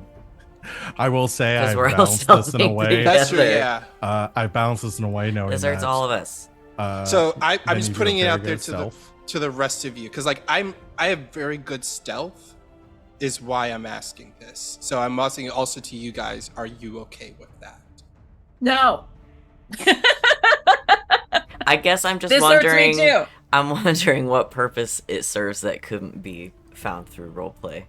Especially because your stealth is so high anyway. So it sounds like you're saying, I want to give myself this penalty, but it's not really gonna hurt. That's true, yeah. Yeah, that's true. Yeah. Yeah, and forget Not to mention, we are not entirely oops all rogues, so anything that Carter does That's necessarily... I will say for the purposes of these checks, if you all want me to clarify a little bit more about how the mechanics of this are going to work, y'all have your movement speed. Obviously that, and you will be moving through here according to your movement speed. We're not going to do like an initiative order necessarily. I'm going to allow y'all move in whatever order you want to. But each time you move as a group, y'all will be making a group stealth check. If 3 of the 4 of you don't succeed on the check, you will alert the darkspawn to your location, which essentially, if you fail, I'm going to be rolling a d6, and I have a detection meter that I am created for this. Roll d6 and add points to that. Once we get to 20 points, every darkspawn in this cave is going to know that there's somebody in here, and we're going to go into full attack mode. That's when they send the helicopters.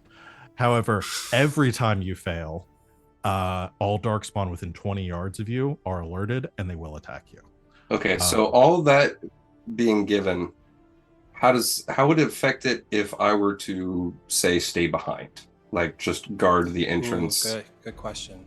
Because he's a lot better at this sort of stealthy stuff than he was, say, episode 1, but he's by no means professional level.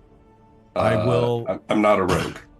I will say, if Carter wants to elect to stay behind, that is fully within his right to do that.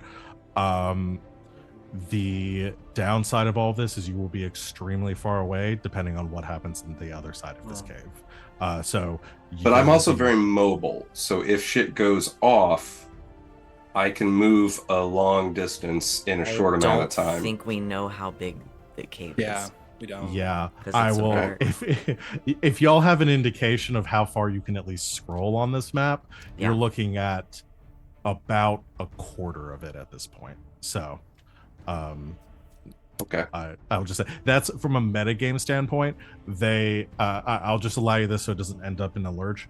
They are, from y'all's objective, if you had like an objective marker in like the video game sense of this, it's over 100 yards in that direction. That would be multiple rounds of Carter trying to get to them, plus trying to get through anything that they have stealth past. That's what I was gonna say, is that if you go sprinting through, then everyone knows. So that is I mean, again, if you decide to do that, that's within your right, but it will. So you said that every failed stealth check will alert every darkspawn every failed group stealth check will alert. So only 3 of the 4 of you need to succeed on a target number 17 stealth check to make it, to have it be successful as a group. So if Carter fails every time, and as long as the 3 of them succeed on all their checks, then y'all would move perfectly through here. There may be some y'all may have to do, depending on the route that you take through here, you may have to do some other things to get around the darkspawn. Obviously, if y'all move within I'm gonna say if y'all move within like 15 feet or 15 yards, like 3 squares of a darkspawn, then they're automatically going to know where you're at. That's just, you can't sneak that close to something. So it's best we do go as a group then. Yeah, I mean, again, there are pros and cons to it, but there are also like, I think from my side of things, there's probably a lot more cons to Carter not going with the group. Could I just theoretically, in a pinch, use the memory spell real quickly if we are caught out, but it's just like one darkspawn? To like array that would, you could definitely do that. There will be chances. The way that it'll work, again, alerting one darkspawn isn't gonna like make or break y'all. It's just if combat does break out, the longer it goes on for, where they're alerted and making noise, the worse it gets for y'all too. So like that could definitely play into factor of like taking one out immediately. That's detected you. So I'm not going to get into all the nitty gritty of the mechanics that I have in place here, because I don't think a lot of them are necessarily important to relay up front. The biggest thing is you don't want to get caught. I think that's pretty self-explanatory. Would we be able to do some preemptory perception, maybe hearing checks. To I will allow an initial, like, yeah, if y'all want to do some sort of like hearing check. What y'all see on the map is what you see, unless you have some way of seeing through darkness. Which I think, can y'all see over here too? A sliver. Yeah. Just a tiny sliver. You can see some firelight in that direction too, just like a little bit over that way. Yeah, could we do? And do I need to mark? One last question for accessibility: are y'all able to see the enemies well enough on this, or should I mark them or outline them or something? I them can see visible? one. I can see. I can one. only see one. Yeah. Okay, let me mark them just to outline the. Just so I'm just gonna.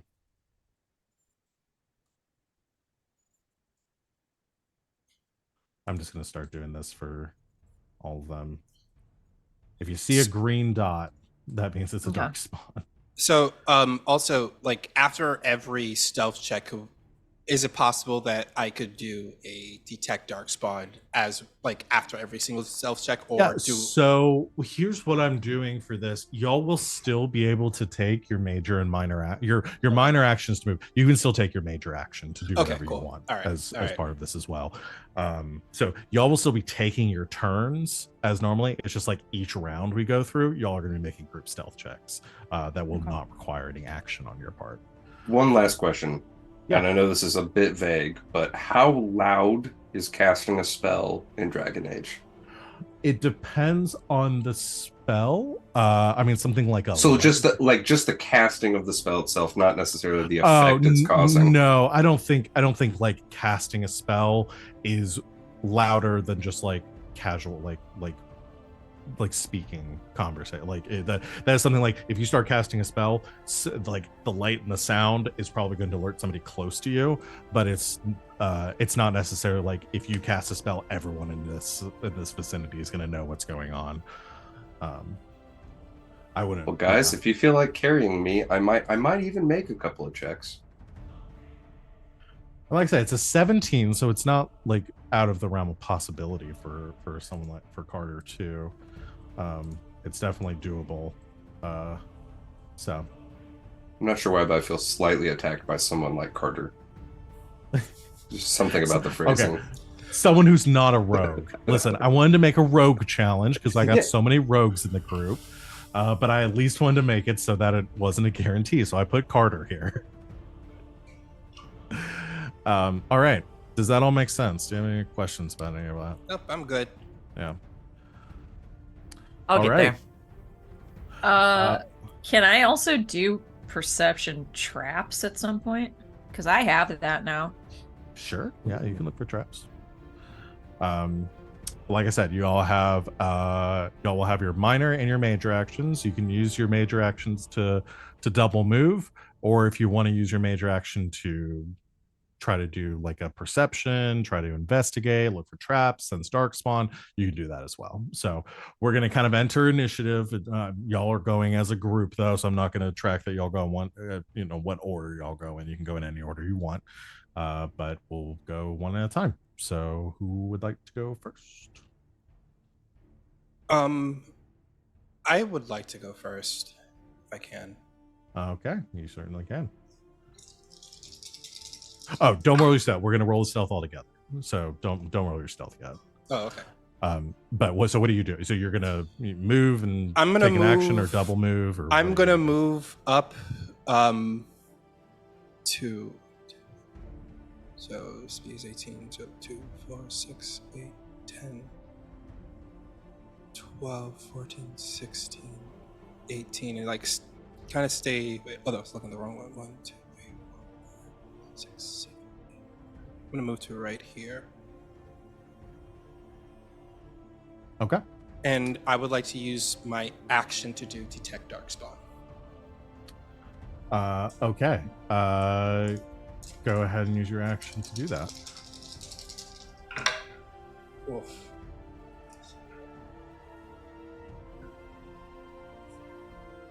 So that's an 11. All right. What is the range you can detect? I dark can spawn to? detect up to, so my detect dark spawn is up to a number of yards equal to 5 times my level, so it's 50 right now. 50. All So right, 50 yards. within 50 yards, Mm-hmm. you detect. I'm just running this in a circle here. Oh, I gotta scroll up. All right, within 50 yards, you detect 9. Okay. All right. Also, it says that depending on like the outcome, I can like also even their types, or did I roll too low to like to figure out their types? I'm going to say with an 11, and given you are so new to this ability, you are not able to detect Okay. the types. Okay. I'll give you that. Here's what I will give you: you can detect the types of the ones that like, especially in the vicinity, and the ones you're familiar with. Mhm. You sense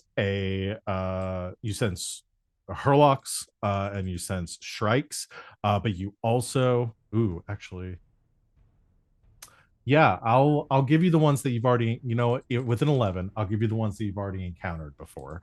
Okay. So you sense Hurlocks, you Mhm. sense Shrikes, you sense Ogres, Okay. and you sense something else that you have not encountered before. Got it.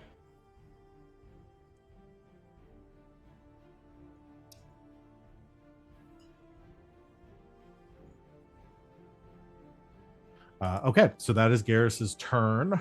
Garrus kind of sneaks forward along the edges of this campfire to this tent, staying low. Outside, you see this Hurlock is like crouched over this stack, this like pile of skulls here. Is like rooting around through them. Like takes one, kind of like tests like strength of it, and sets to the side. Takes another one, it cracks and throws that into a pile with some rubbish over there. Seems to be like sorting through them, but does not seem to notice Garrus's movement. All right. Do y'all want me to do an order here? If that going to be easier than making y'all call on each other, and y'all can jump in if you want to go first? No, I think we just need to get past this first part. Okay, that's fine. So who wants to go next? I'll go. Okay. Because I'm gonna run. Okay. Which is gonna let me go very far. My speed's 18. Okay, I'm gonna get across. See what I can see over there. Okay. 2, 4, 6, 8, 12, 14, 16, 18, 20. Yeah, and I would also probably recommend, because the way that the lighting updates is the lighting updates on when your token drops in a location. So it might be beneficial for y'all to move your token a little bit at a time as well, rather than moving it all in one go. But that it honestly doesn't matter too much here where it's already lit up. Yeah, that's what I'm trying to get at. Stay on the side of this. Hiding. Can I hide behind that? I don't know what it is. That's like a little, like, it's kind of like a bedroll, or there's a little, actually, what is that? Oh no, it's a stone table. Yes, you can hide behind Okay, that. I'm gonna hide behind that. Try to see what's on that other side. Okay. So yeah, used your double movement. You are able to see a couple more dark spawn. There seems to be one that's directly in front of you, coming down. That's standing in the middle of this passage here. I'll say from this distance, from where you're at right now. So this dark spawn, you can kind of see the back of this one here at the edge of your vision. Is faced the other way, is faced away from you, and seems to be kind of eyeing something. Like, doesn't look worried, or like it doesn't look Just angry, or occupied. kind of, but occupied looking something. And you hear like the movement of chains in that direction. Okay. I'll give you that for free. I just point him out. Okay. And yeah, y'all can like hand signal to each other too, because y'all know where each other are going. All right, where do Yaz and Carter want to go? You should go My first, movement's yes. yeah, my movement's only 15, so I'm not as fast as the rest of you. Let's see.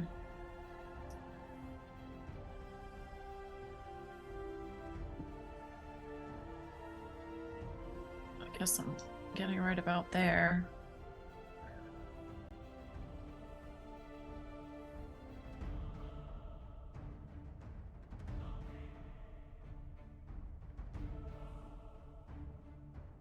And All right.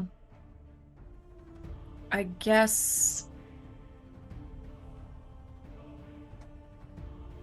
at this point I'll just do a perception hearing. Okay. It's pretty damn good. And I stunted on exploration. Yay.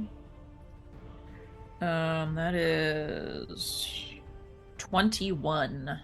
Damn. Okay. With 5 stump points. 5, 5, 4. All right. So so this is exploration right now instead of combat, so you can do exploration stunts. I'll let y'all know for what the difficulty when y'all are trying to perceive something that is not within your line of sight, or at least within the darkness ahead of you. The difficulty equals how many squares away the thing is from you. And you got 21, and the thing is 19 squares away from you. So what was this, hearing or seeing? Yes. Hearing. Okay. Mm-hmm. You hear a low coming from ahead of Venehn. You're a low like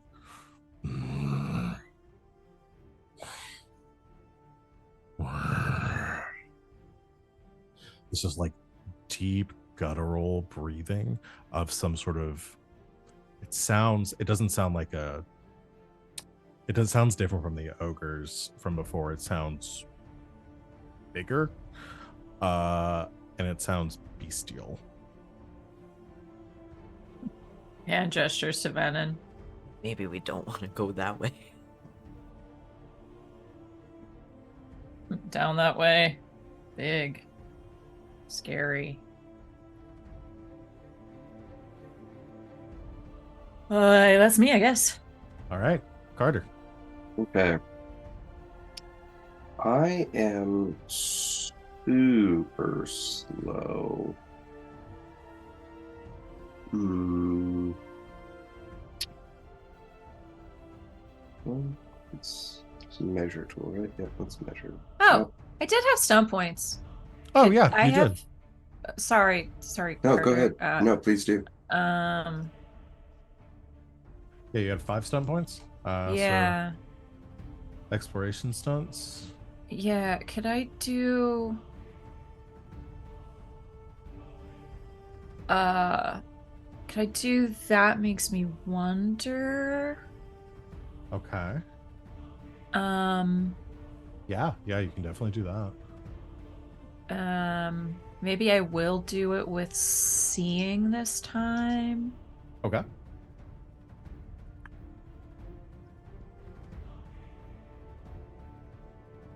Woo! Okay. That's a 22. 22 is enough.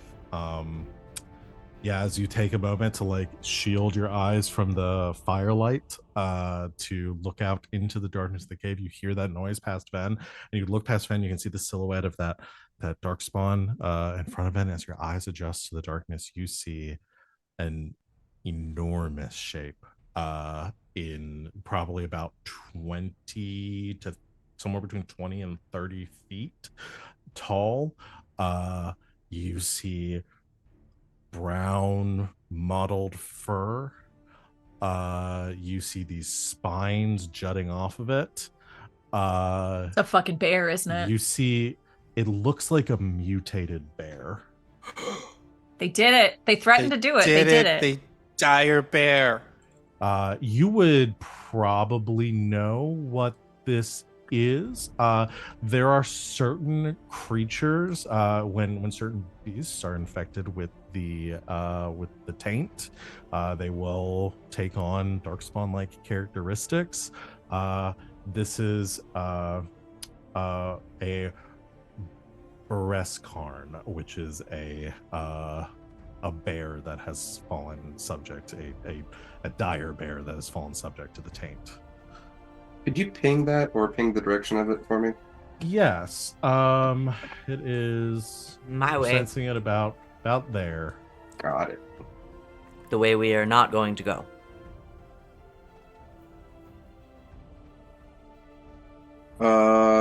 Okay. I sign out in hand gestures that I've taught to everyone. Bear. Down there. Big bear. Bad bear. No go. We do have a specific set of hand signals just for bears. For bear. Just Yeah, in Just case. for I bears. figured. Mm-hmm. It's rare that it happens, but it's. Yeah, I told you I was gonna throw a bear at you at some point. They're scary. Okay. Yaz, is that it for you?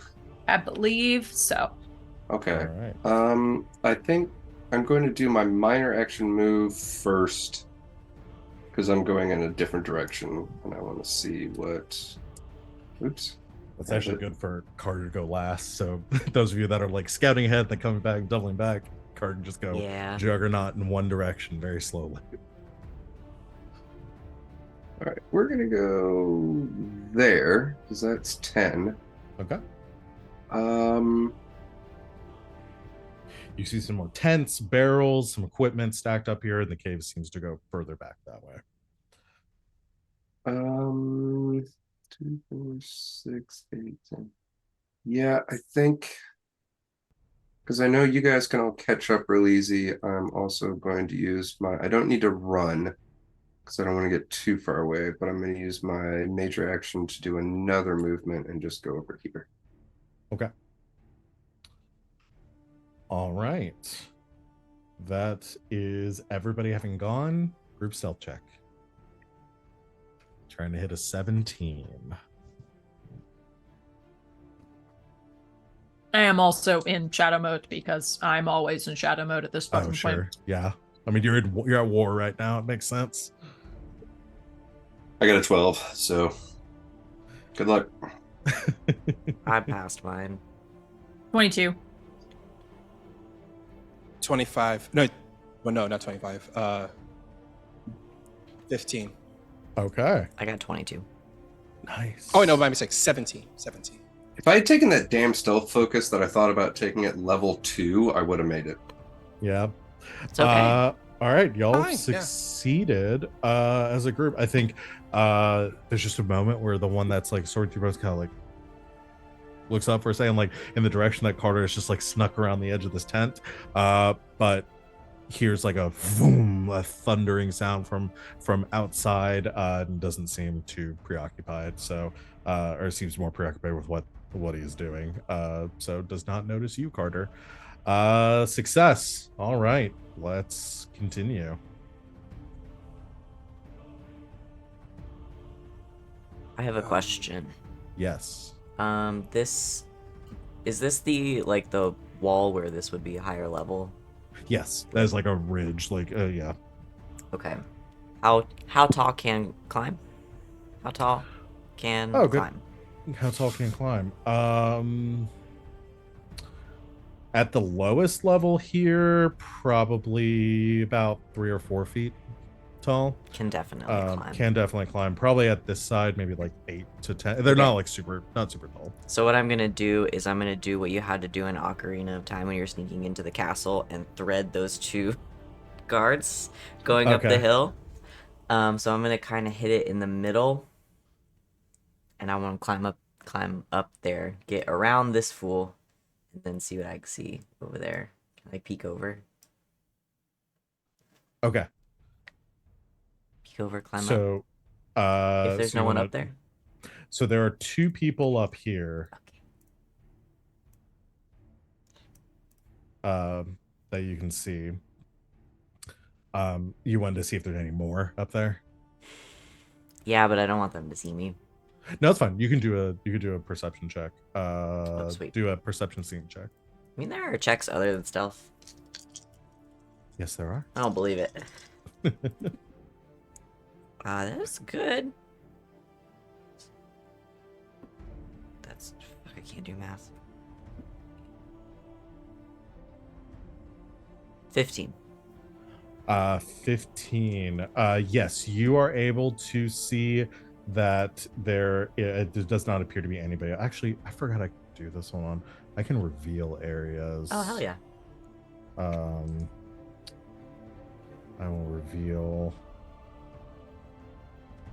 I want to see the big boy.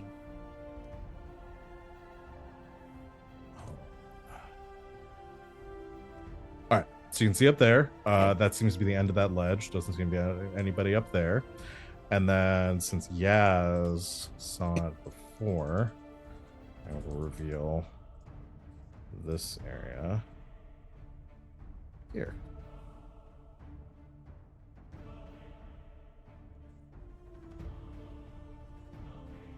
That's not the big boy. Can you not see the bear? Why can't you see the bear? Do you guys see a bear? I do not I see know a I bear. do not see very well, but I don't feel like there's a bear I'm missing. Can you see Up the here. bear? Look, chat. Where's the bear? Why can't? All I Can see you are the see don't where I see a bear. revealed the light there? Yeah, I just can't Yeah. see Yeah. the bear Yeah, himself. all I see is the 3 dots that just got the 2 extra dots that just got revealed. I don't see the bear. Why? Is it like the middle layer of fog of war? Like I think that Yeah. has something to do with it. Why can you see? Is he on the wrong layer? No, he's on the right layer. It's on the token layer. Now I'm really scared of this bear. Yeah, Because if honestly. Apparently this bear can turn invisible. Yeah. The Um, what? No. I'm freaking out a little bit. No, I don't need invisible dire bears. Let me see. All right. Can you also you can see these tokens that I'm Yeah. taking the green Yeah. marker off? Yes. Yeah. Are those the only tokens you can see? Mhm. Yeah. Yes. Okay, there are like 3 more tokens. There are 4 more tokens y'all should be able to see right now. That explains a lot. Why are you invisible? If I move you to the map layer.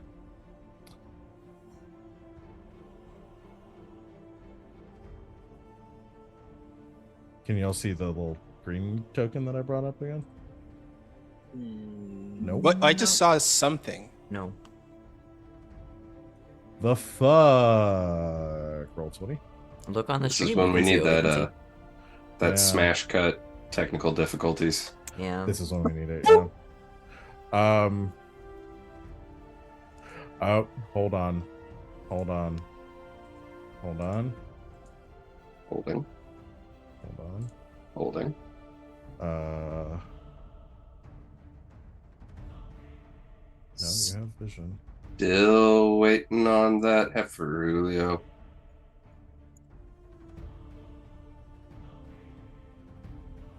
I have absolutely no idea. Let me just try to drag new ones onto the battlefield and see if that fixes whatever's going on with these, because that is a strange. So nope, that definitely okay. It has something to do. Okay, it has something to do with the distance you're at. I think I need to fuck around with your.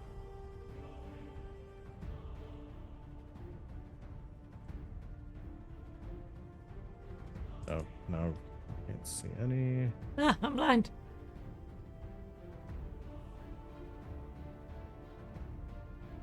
Uh,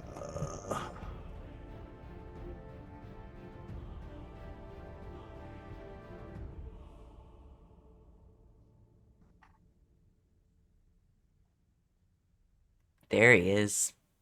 That's There's a bear. a bear. so it's because you're not close. You weren't. That's a close bear enough to bear. see them.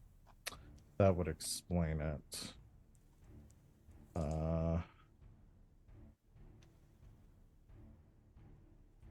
Okay. Vedas hablar Ursus.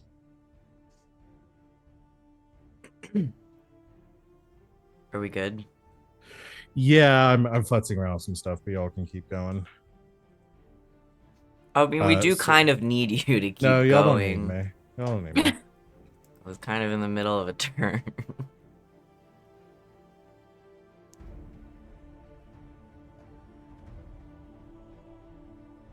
Okay, now I assume you can see like the bottom part of the bear. Yeah. Yes. The new lighting settings for Roll20 are more confusing.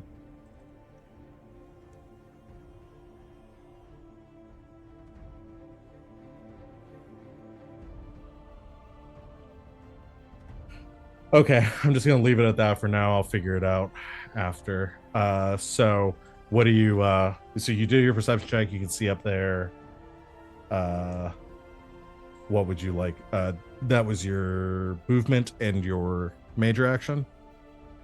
The perception check was my major action? Yeah, yeah. Oh, I didn't know that. Yeah. Perception checks and stuff are gonna be all major actions for this. Then what can I do as a minor? If you still have movement, you can continue to move.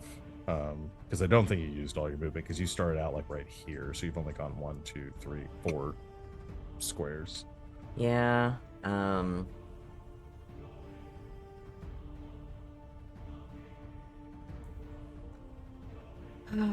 yeah, I mean, I guess I could just go all the way back around. Because going Okay. through isn't really an option. What if you went like there? I'm afraid this guy down here is gonna see me. Yeah, It's only within like 2 squares of him. yeah. Yeah.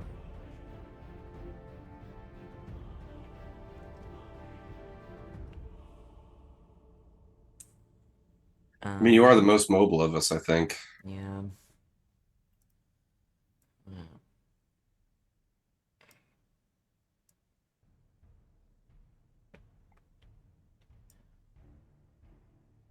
Could get over there.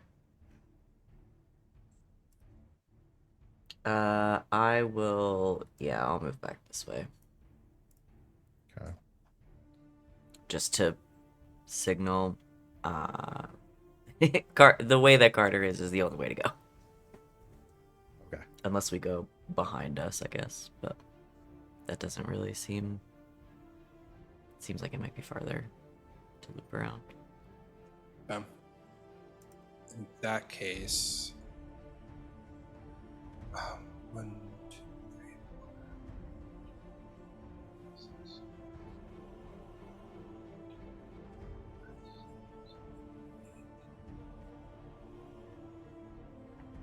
Okay, then I will. 1, 2, 6, 7, 8.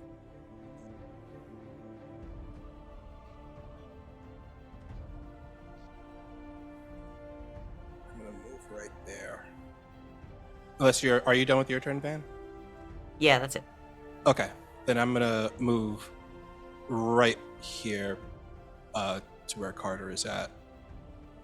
And since I already did, since I already did detect darkspawn, I'm gonna use my major action to move. I can use a major action to move again, right? Yes, you can. Okay. It's actually a double movement. Okay, Like, then I'm gonna do double Yeah, minor major action. If you use your major action to move, it allows you to move twice your movement speed. Okay, so my base speed is 18, so that would be a 30. So I can move 9 more spaces. So 1, 2, 3, 4, 5, 6, 7, 8. I'm gonna move here. Okay.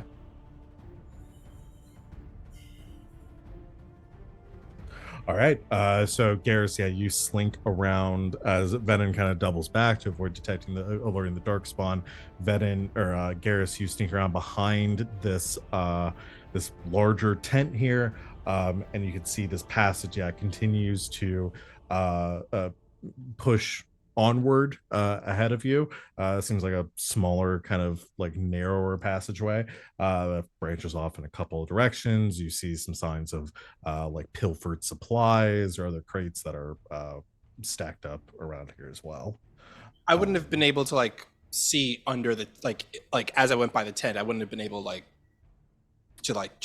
look underneath the tent to see what was inside the tent. Could I? You would have had to use your action. Okay. All right. Cool. Yeah. Again, this is all happening in like 15-second increments, so y'all have very little time to do things. Then I'll signal to Yaz that there's a big tent in there, just to be careful when you go past it. Signal that to Carter too. Okay. That will the so Garas and Ven have gone, so I think Carter and Yaz still need to go. Yeah, I just moved Yes up. She's going by. I think this is a little tent. Trying to stay to one side of it to stay away from this guy. Okay. Oh, I can't do that because I'm still in measurement from that guy. And then fuck it. I'll look for traps. Why not? Okay. Go ahead and do your, what is it, a perception? Perception traps. Perception traps.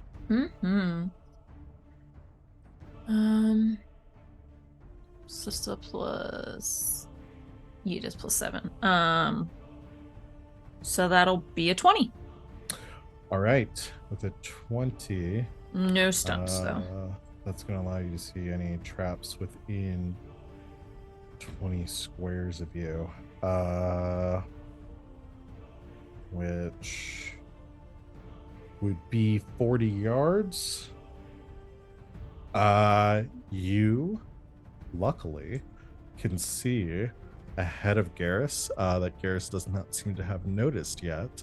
Hanging across this this kind of from wall to wall here, there is a very thin like line that is draped across the ground there.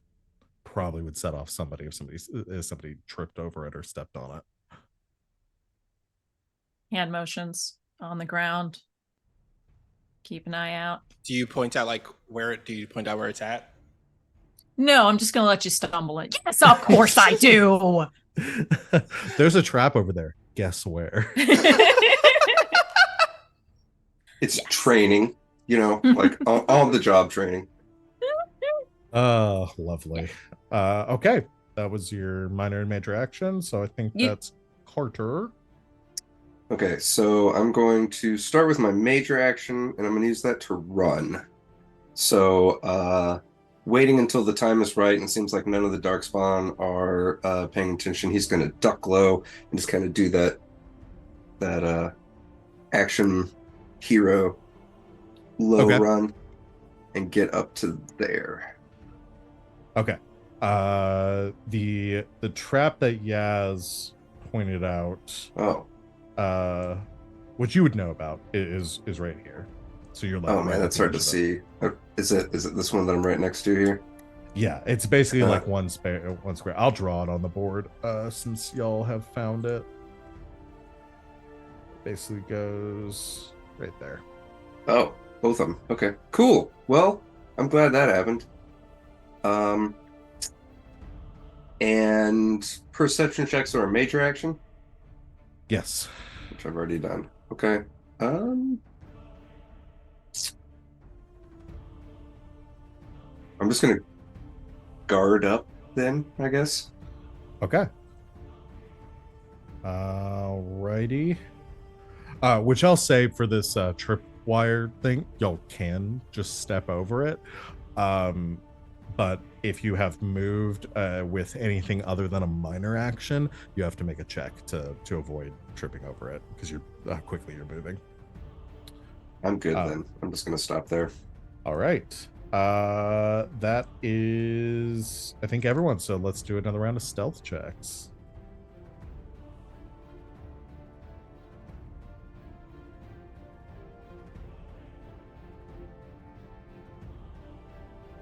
$23. 19. Also 19. All right. 17. Everybody made it. Good job. Okay, let's move right along then. I'm gonna say if we want to speed it up, y'all can go ahead and like move characters like before we don't do that one at a time. I imagine some of it's gonna be reactionary. Yeah. If y'all want to wait, but again, move at your own accord. I trust you. But if anybody wants to take any other specific actions other than moving, please let me know. Oh yeah, I'm gonna keep checking for traps now that we've actually found one. All right, go into your roll for that. On my attack rolls and my damage rolls are shit, but everything else is just great. 21 21. You do not sense with any. nothing. Okay, Yeah, you but do I not do. notice any traps nearby. I have 6 stunt points on that exploration as well. Oh, nice. Yeah. And I you see can't everybody's moving. You guys don't get too far ahead of me. My tracking and stuff is the best. That is a good point. Go ahead and yeah. So if you want to spend your stunt points, Venehn, if you want to, or while I'm you guys moving. trying to decide what to spend your stunt points on, Venehn, if you want 'Cause to. I gotta run so I can get up to where Yasmera is. Okay, cool. Ooh. Can I drop another ping of detect darkspawn? Yes, you can. You can do that as well.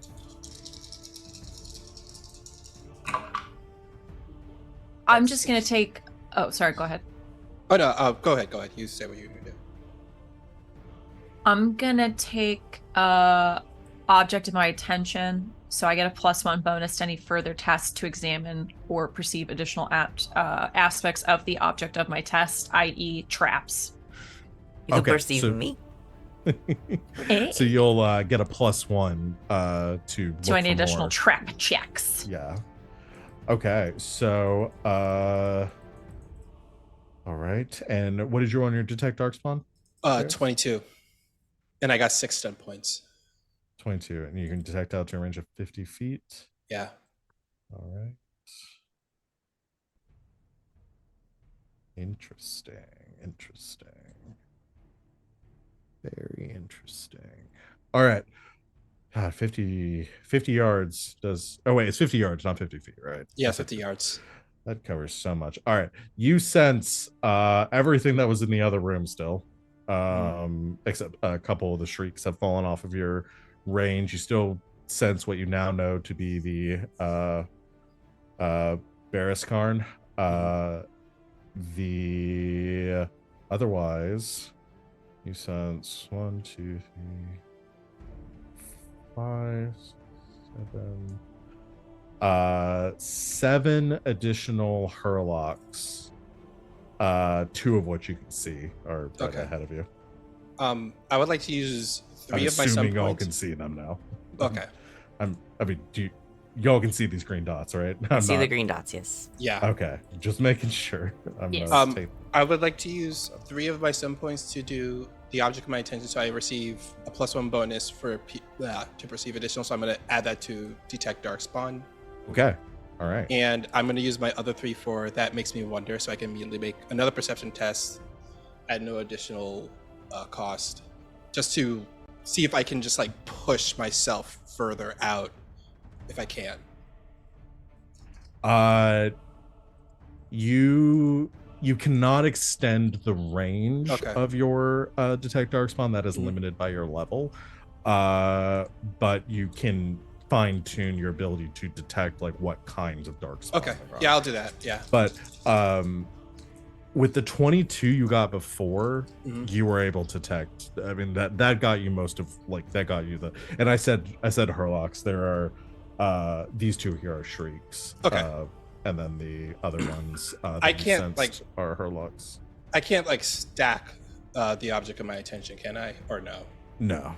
Okay, then I'll just use those 3 just for object of my attention, and that's all I'll do with them. Okay. Gotcha. All right. So Garrison Carter pushed up a bit closer. You see that this passageway ahead of you is narrow, and there are 2 shrieks that are by a fire, sitting with their backs to you, facing the fire, but seem to be blocking your path forward. Luckily for you, Garrus, because you're good detection, you don't sense any darkspawn in like you can see where I'm pointing, right? With my arrow. Yeah. You don't sense any darkspawn in like this vicinity. The remaining darkspawn you sense are up like this way. I'll motion to the others to let them know. So I will give you that. But let's go and do another round of stealth checks since we've gotten through that movement.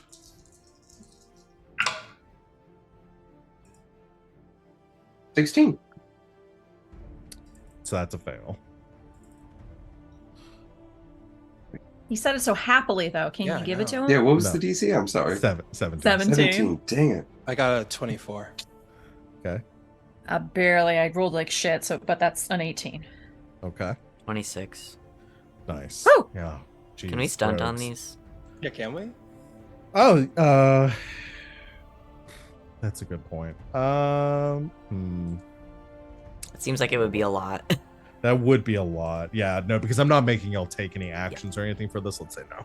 I was fully expecting the answer to be no. Yeah. I appreciate the ask though. Okay. That so new round. I have another question.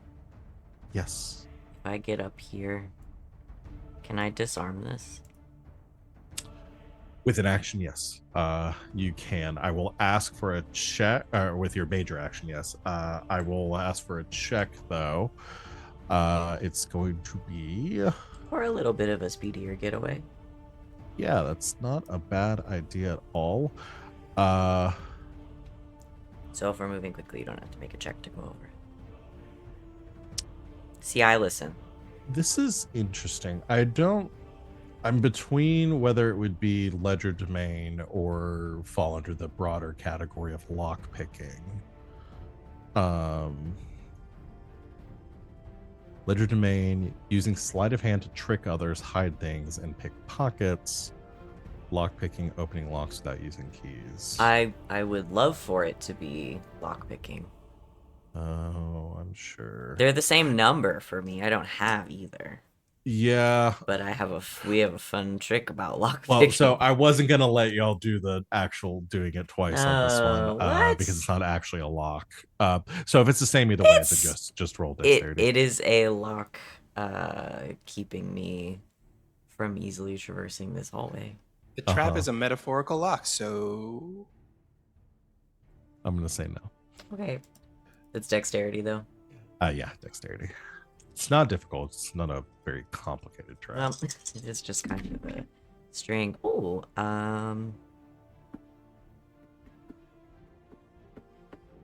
21. 21. Okay.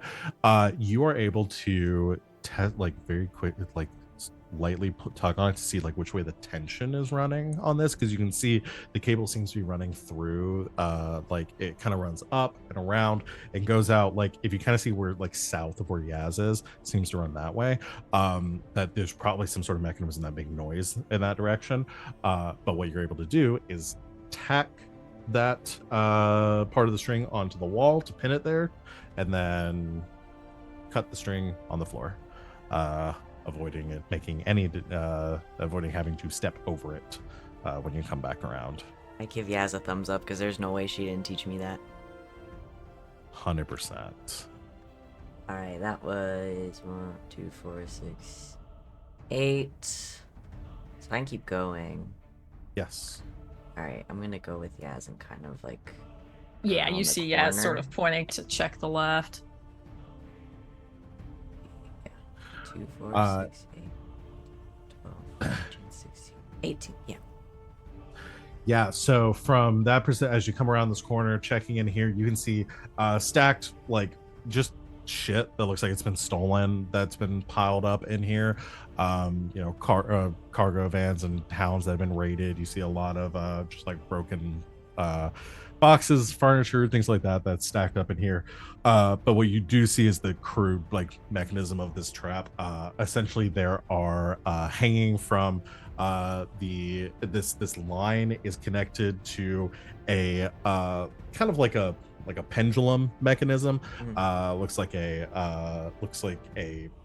essentially a bag of rocks essentially tied to a string, which is then connected to the ceiling by this tether, but it's very thin cord, and this pendulum of rocks looks like it swings down to a pallet of wine bottles that looks like it would just alarm. smash straight through and Clever. make a ton of noise.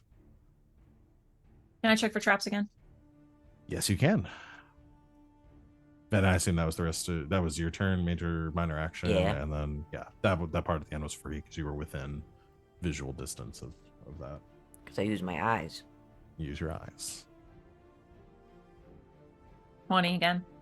20? No traps. Yee. Cool. Thumbs up. You can move if you would like, or no, I already did. You already Yep. moved. You already moved. Yep. Okay. So Garrison, Carter, you're looking at a different situation up here. The two darkspawn in front of you. What would you like to do?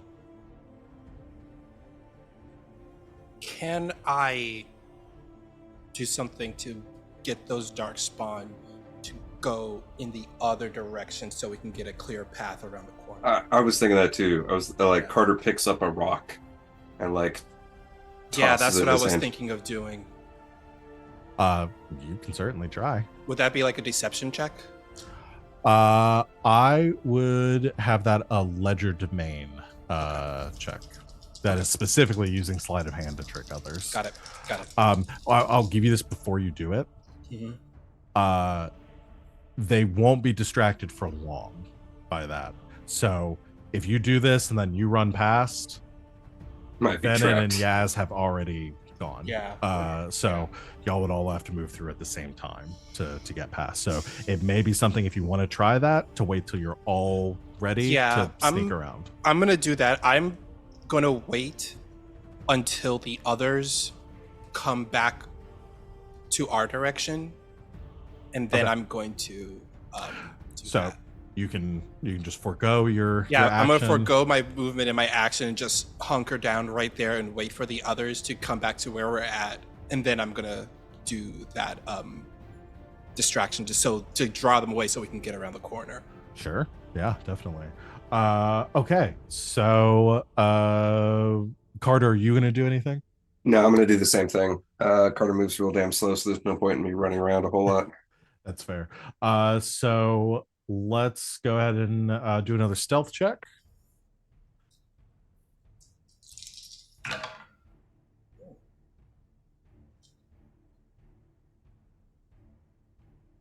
$16 again. See, like I'm happy about it because it is still a good roll. It is for a him on good these roll That's a for you, very yeah. good roll. and it's just one under. Just one short.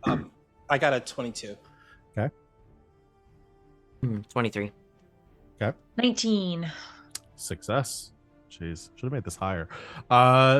The three, all of you are still well hidden here. So what would you like to do? Do Yaz and Ven want to move closer to prepare to dash around? I just want to make sure this room is clear first. Yeah. Is there anything else further down Does it here? seem like it goes farther back? Not much. It looks like it's tapering off. It's probably It's just more pretty, boxes of like- shit. It's pretty piled up back here. Okay.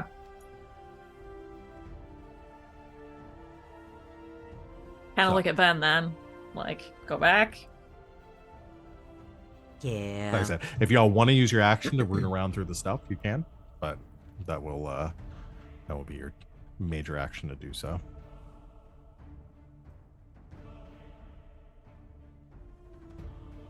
Do you want to know what's in there? Of course I do, but Because I want to know what's in there. Not that it's been flagged for me that I should want to know what's in it. let's go see. Let's go see. Who knows? Maybe mixed among the wine bottles is the fucking explosives. Who Maybe knows? it's the freaking king of Antiva. Yeah.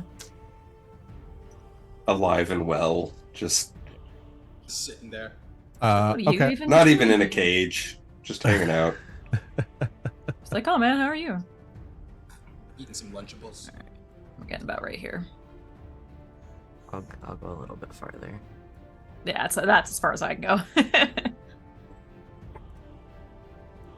Yeah, I think you can see the back of the cave from there. Yeah. Pretty much, yeah. Okay. Any no. explosives? Go ahead and make your. Let's do a perception searching. There's so many skills in this game. I know. I don't think we've even used all the skills in this game at this point. We've played for 35 No. sessions, and there are still skills They're we very haven't used. specific. Yeah. I'm not even all the way over there, and I got troop 6s. Time to Uh, roll on the magic item table. yeah, right. So that's a 23 with 6 Alright. stun points. I got a 16, which is really good for me. Okay. Okay. Let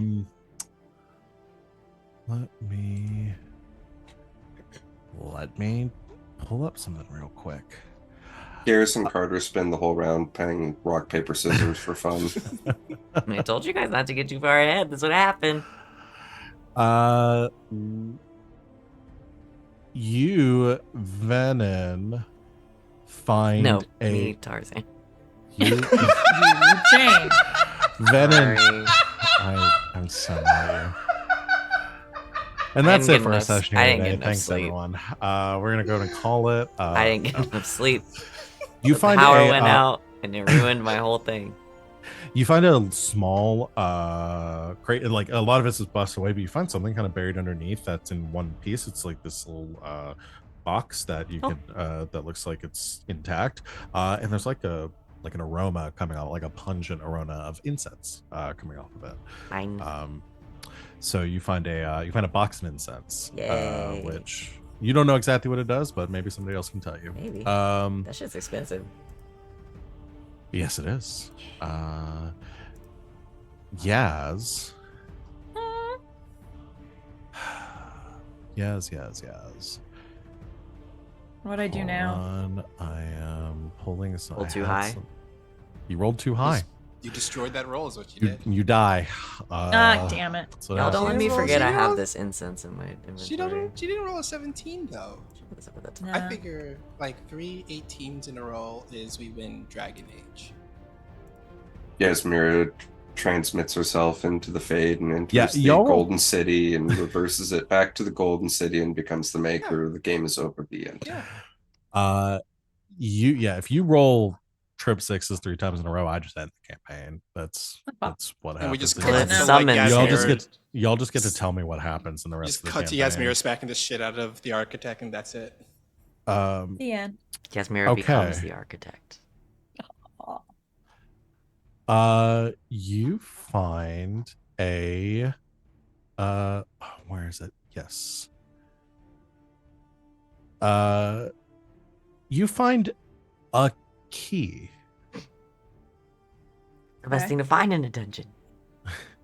But it's not just this isn't just like an iron key. You find that it is like looks like it was thrown back here from probably the Darkspawn didn't even like recognize like the value of this. They don't really collect gold or hoard like money or anything. They have no need for anything like that. There's silver like scattered throughout here, not enough that it would take too much time and too much noise for y'all to pick it all up right now. Have they thought about the fact that if they brought gold with them when they brought the blight, like maybe people would be more into it? But you find I'm gonna ask the what architect looks that. like a ceremonial key that is engraved. It's pure gold, and is engraved in it has dwarvish runes, or dwarvish like lettering engraved across it. Holy shit. Are we going to Okay. Moria? God damn. What's happening? Sell that shit. Speak friend and enter. So you probably, unless you want to take some time to figure out what it is, probably not. I'm right just now, putting that but shit in my pocket and getting the fuck out of here. looks very valuable, whatever it is, but is not probably not immediately useful to you. But hold on to that, and I'll tell you what it is later. Yep. So yours that is was way cooler than Yaz. mine. Yes. They're gonna smell Well, me coming.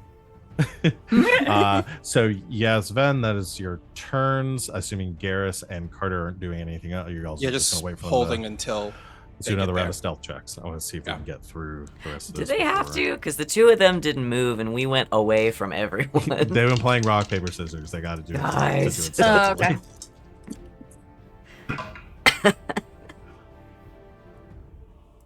$14. It's still really good. I got a You're- 17. You're rolling well. 20. 17, 20. 23. Ooh, right on the cusp. God, one lower, Garrus. I would have had y'all. We're too good. Okay. So y'all have searched here about as thoroughly as you think you can. You don't see any signs of the explosives. All right. About as far as I can go.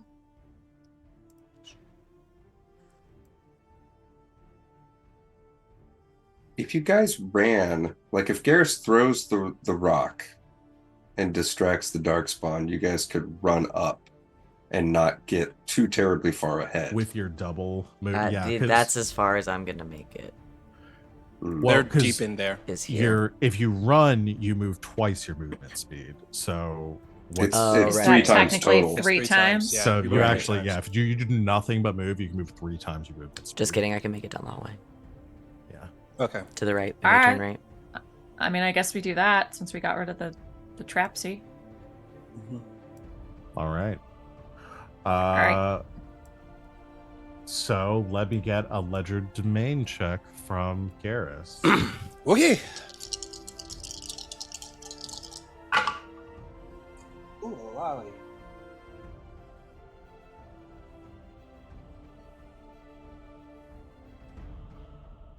A ledger domain is what do we say? What is ledger domain again? It's dexterity. Dexterity. 18. 18. Okay. You take the rock and just kind of like the ceilings are pretty high here, so you're able to get enough of an arc on it that it's not just like zipping past their heads, and so putting enough of an arc on it, you toss it to, there is a around the corner on the other side of the fire, there's this like pile of bones, essentially from creatures that the darkspawn have eaten, some human bones thrown in there too.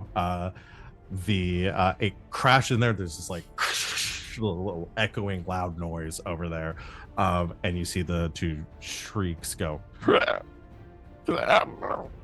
and their attention is immediately drawn to it, and you watch as they this one moves forward to about here, and this one comes up to right here. Okay. You. So 1, 2. Oh, no, I'm behind a tent. I'm gonna hide right there.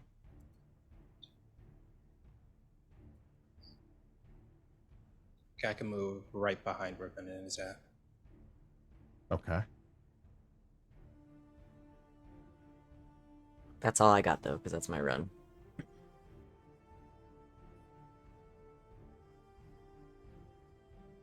Oh, after measuring that out, Can we squeak behind this? Whoops. I can get there. Can we go behind this tent back here? Yeah. Okay. All right. Cool. That's where I'm at as far as I can Yeah, go. I can't go any farther. Yeah. Those of you that can continue to move can So we'll be- move the rest of your distance. We'll be 2 and But 2. what I will describe here is what you see. There appear to be, the passageway. This cavern appears to continue off around the to the right, where you can see probably connects back to where you were before. You see a group of Hurlocks that are here standing over the dead bodies of several wardens. That they appear to be like they've killed them probably half an hour ago at this point, and they have dragged them over to this fire. You can see them like stripping off like armor and stuff to be repurposed, and beginning to butcher the wardens for food. However, currently with them, amidst this group, you see 2 of the 5 barrels that you know would this group was traveling with. So you're going to be enough. You can see signs. I'll let you know this as well. You can see large streaks of blood in this vicinity where they have the bodies of the wardens, but appears the blood is trailing off from like the bodies were dragged from this direction. So like coming this way. I'll go ahead and get one more round of stealth checks.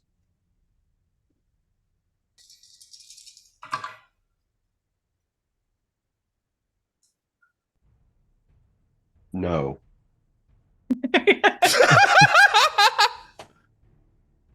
21. 23. 19. Still good. We're running up against time, but y'all have succeeded on like every stealth check at this point, so you really do have a choice right now.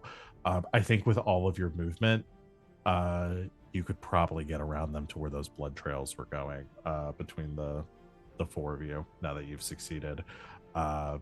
So is that the way y'all want to go, or do you want to do something else here? I think we gotta keep going. Yeah, we gotta keep going. Yeah. We can use 3 of the 5 even. Mm-hmm. Yeah. That'll probably be enough. All right.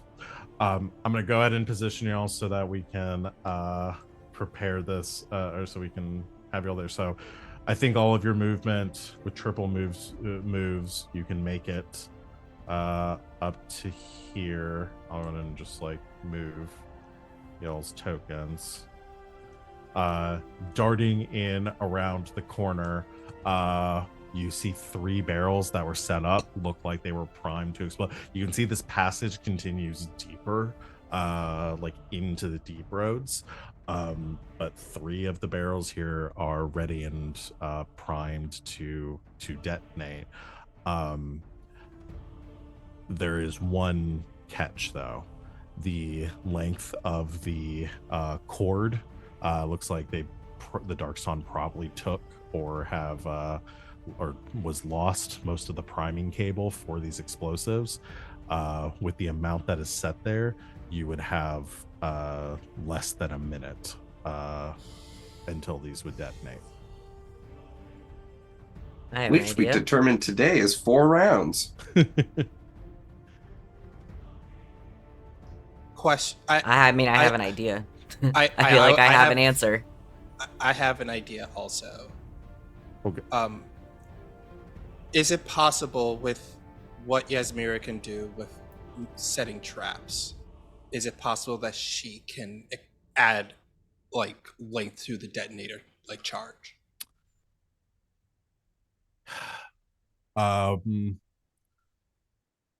Unless you have some materials on hand that I'm not aware of, I don't think Okay. so. Venn, what was your idea? It was to set a few wooden arrows aflame and shoot them from very far away. Because And we give us know a head fire start. fucks Yeah. with them. Yeah. And if I can set the barrel on fire, it's only a matter of time before the rest of it does. Yeah, you've actually got a pretty long, straight shot. I mean, From this Not- corner down here. Yeah. Yeah. And you're a great shot too, so it's like we could go right here, probably, and then you just blammo, or like, But or even right they're here. Then we're also, also- but, yeah, they're Yeah. also standing right there. We'll see a very large. If Flaming anything, arrow. like if we're gonna set it off, we need to do it while we're in here, and it gives us a little bit of time to run, hide, and get the fuck out. Because yeah, if we set it off from over here, they're gonna know, and we're gonna alert the whole Yeah. fucking place that Yeah, we're here. but if you guys are already, I mean, if you're already out and down here, that's half the issue solved. Yeah. And then I'll just that's run also around true. the corner and we'll go. Yeah. I maybe could even climb up on one of those and go over them. with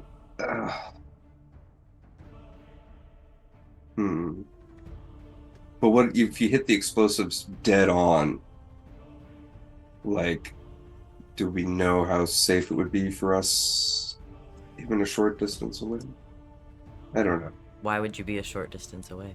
Well, I mean, like, within your shooting distance. I mean, you would still be within your shooting distance. Yeah, Do we it's know pretty how- far though. Like how far Is the it like- collateral is it- damage is it is also from like the an- explosions? Yeah. Is it 'Cause also if like we- an instantaneous explosion when you hit it with the arrow, or is it like a If you hit it with Burn, a flaming burn, arrow, burn. that thing's Probably going just off gonna go pretty up, quick. yeah. Yeah, Okay. that thing's Alright. going off within a few. But you guys wouldn't be in there. You would Seconds. already have left.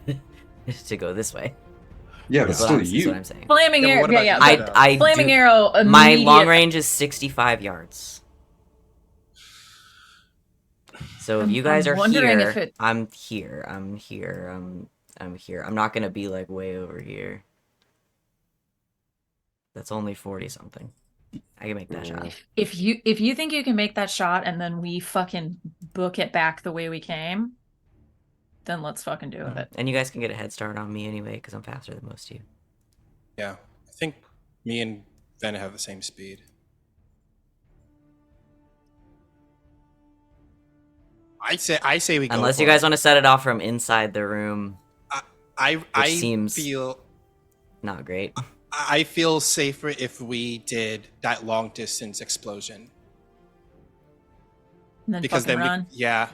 especially with the fact that we have Yasmera That's and true, Carter because so if slow. it goes off right away, then maybe the ones in that area are gonna get a blowback anyway, and we Yeah. have time to run for it. Or Yeah. that's probably Okay. what, or I mean, that's what they're gonna run for is the noise.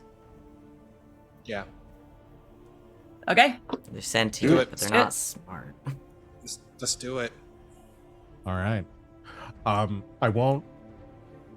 I just want to wrap this. Do y'all want to wrap this up? And see where this goes, or do y'all want to stop here? We're at time, so I don't want to keep anybody long. I'm gonna be thinking about this for a week if we don't. Yeah. But I'm fine Let's with. let's wrap it up. Let's wrap it. Let's up. wrap it up. Yeah. All right, we'll I want to wrap think it about up this. then. I want to be Cliffhanger. on the cliff of the edge of my seat. Edge of my seat. Cliffhanger. We cut to credits with then letting go of the arrow. I'm over here. Yeah, we'll have to come back to. Over- Well, we'll have to come over back to there. a stealth check. I'm just showing so, everybody yeah, because where you're people gonna seemed be. confused about where I was gonna be. Yeah. Not there. Wow, I have to go through the walls, huh? Yeah, you're clipping. I can't drag it over. Okay. With the tension of this moment and coming up with this plan to potentially detonate the explosives safely, and knowing that the war, the success of this battle hinges on this going off without a hitch, we will go ahead and end our session here for tonight. I'll put on some different music for y'all. Okay, good session, everyone. Ooh, stealth Uh, mission. Let's go ahead and do our stars and wishes. Van, you want to kick us off? Yeah. My star is gonna go to. I gotta give my star to Yasmera.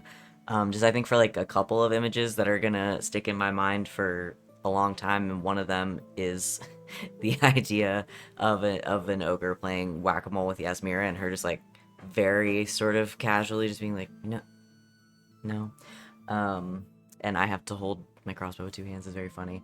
But then also this image in my head of them both like sneaking around the corner, seeing all this stuff, looking back at Carter and Garas, and then probably just looking at each other and just like into the loot because they have to. They can't be stopped. So yeah, those are gonna stay with me. That's what's gonna stay with me. I got my wish, which was for a stealth mission. Yay. There you go. So I don't know. My wish is really for everybody to make it out of this war alive. But that's not really up to anybody. Only me. My wish is I want to fight a really big thing. Like a really big thing. Granted. Like the bear. Paw. Monkey's paw. Lovely. Thank you, Van. Sid. My star goes to Sita for enthusiastically calling out that Carter failed checks. That made me really happy. Thank I you felt for so that. bad for Carter during the stealth mission. No, it was great. He's We struggling. needed to have him fantastic. here because if something Yeah. went wrong. Again, if I had Still taken the damn stealth focus at level 2, I would have made almost all those checks. We got you. Oh, We rogue got you. Party. Don't even worry about it. Yeah, we're good. We got you, We'll Bubba. carry you. I just This time. see that 15. It's just us going, let us solo her. It's okay. My wish. Yeah, I'm just looking forward to the gigantic party. Once we do win this, and Garahel becomes fucking emperor or some shit, and he's like our best friend. Ooh, an elven emperor. We will see. That's me. Thank you, Sid. Wally. My star goes to Venehn for being the most Venehn in battle of just knocking people off the roof over and over again. I loved it. And then not even just knocking them off the roof, but just leaning over and taunting them afterwards, and then going, whoop, and then right back up because they saw them climbing back up. So it was that's living in my brain forever. My wish, I want Garas to get a griffin. That's my wish, and that's all I want. And I don't know if it's going to happen, but I want Garas to have a griffin. We will see. That's I put my wish out there. We'll That's what I see. want. Is it going to happen? I don't know. But Garrus might have to the secret this and manifest that. I am going to put it on my wish board. Lovely. Thank you, Wally. Sita. Yeah, I want to give my star to Sid for the traps check, which is something that is so often overlooked in dungeon crawls and is so truly vital. And you did it, and you caught a trap. So that was very cool. I'll be honest. I found a trap. Y'all haven't searched for traps like once in this game, and I was so certain. I was like, "There's no way they're gonna look for traps. I'm gonna get I them." just really? got it. I just was got like, it at 10. I'm gonna get them with at least this one, so hopefully this will like make some tension. And then y'all found that. I was like, they're gonna succeed on every one of these checks. I'm not gonna get. There's no chance. So. Look, to anyone out there watching this right now, if someone ever dunks on you for having a party full of rogues, just play this series for them. Just play this episode for them, and you'll see why having a party full of rogues is amazing. No, they're just gonna yell at me for letting it happen. Oh boy, man. My wish is for a really kick-ass third part to the war, assuming we make it out of the caves here alive, and like a cheeseburger or something, because I just got real hungry all of a sudden. My tumblies are rumbly. Yeah, I feel that. I'm getting hungry too. Awesome. Well, I think one way or another, the war concludes next week. I can't think of any reason why this would go on for longer than one more session. So we will see how this concludes, but I believe that this will be done next week, and we might be wrapping up this arc in the week after and finally moving on to something some other thing in this game and whatever I've got planned next, which I need to figure out what that's going to be. Thank you everyone out there for watching. Like I said, we will be back in 1 week to continue this. Join us in the meantime tomorrow, Escape Velocity, 7:00 Eastern time. Cedar will be there as long as some other cool folks playing Stars Without Number, and then join us for the rest of the week for all of the other shows that we've got. I'm running a lot this week, Thursday and then on Saturday. So and Van, you're running a game on Saturday morning. Sure am. Gonna fight some hags. 2 of them this time. 2 of them. Double trouble. And twins. And twins. Oh god. If either one of them heard you say that, They'd be so pissed. freaking lose it on, dude. There's a very high likelihood that one of us is gonna say it next week. Yeah, though. Good. yeah, no, yeah. Yeah. All right. that's it. We're over time. Thanks everyone out there for watching. Thank you for the game. Thank you for You're the welcome game. for the game. Thank you, my lovely players, as usual, for making this such a delight. Putting up with my bullshit. We will see everyone in 1 week, and until next time, good game and good night, internet.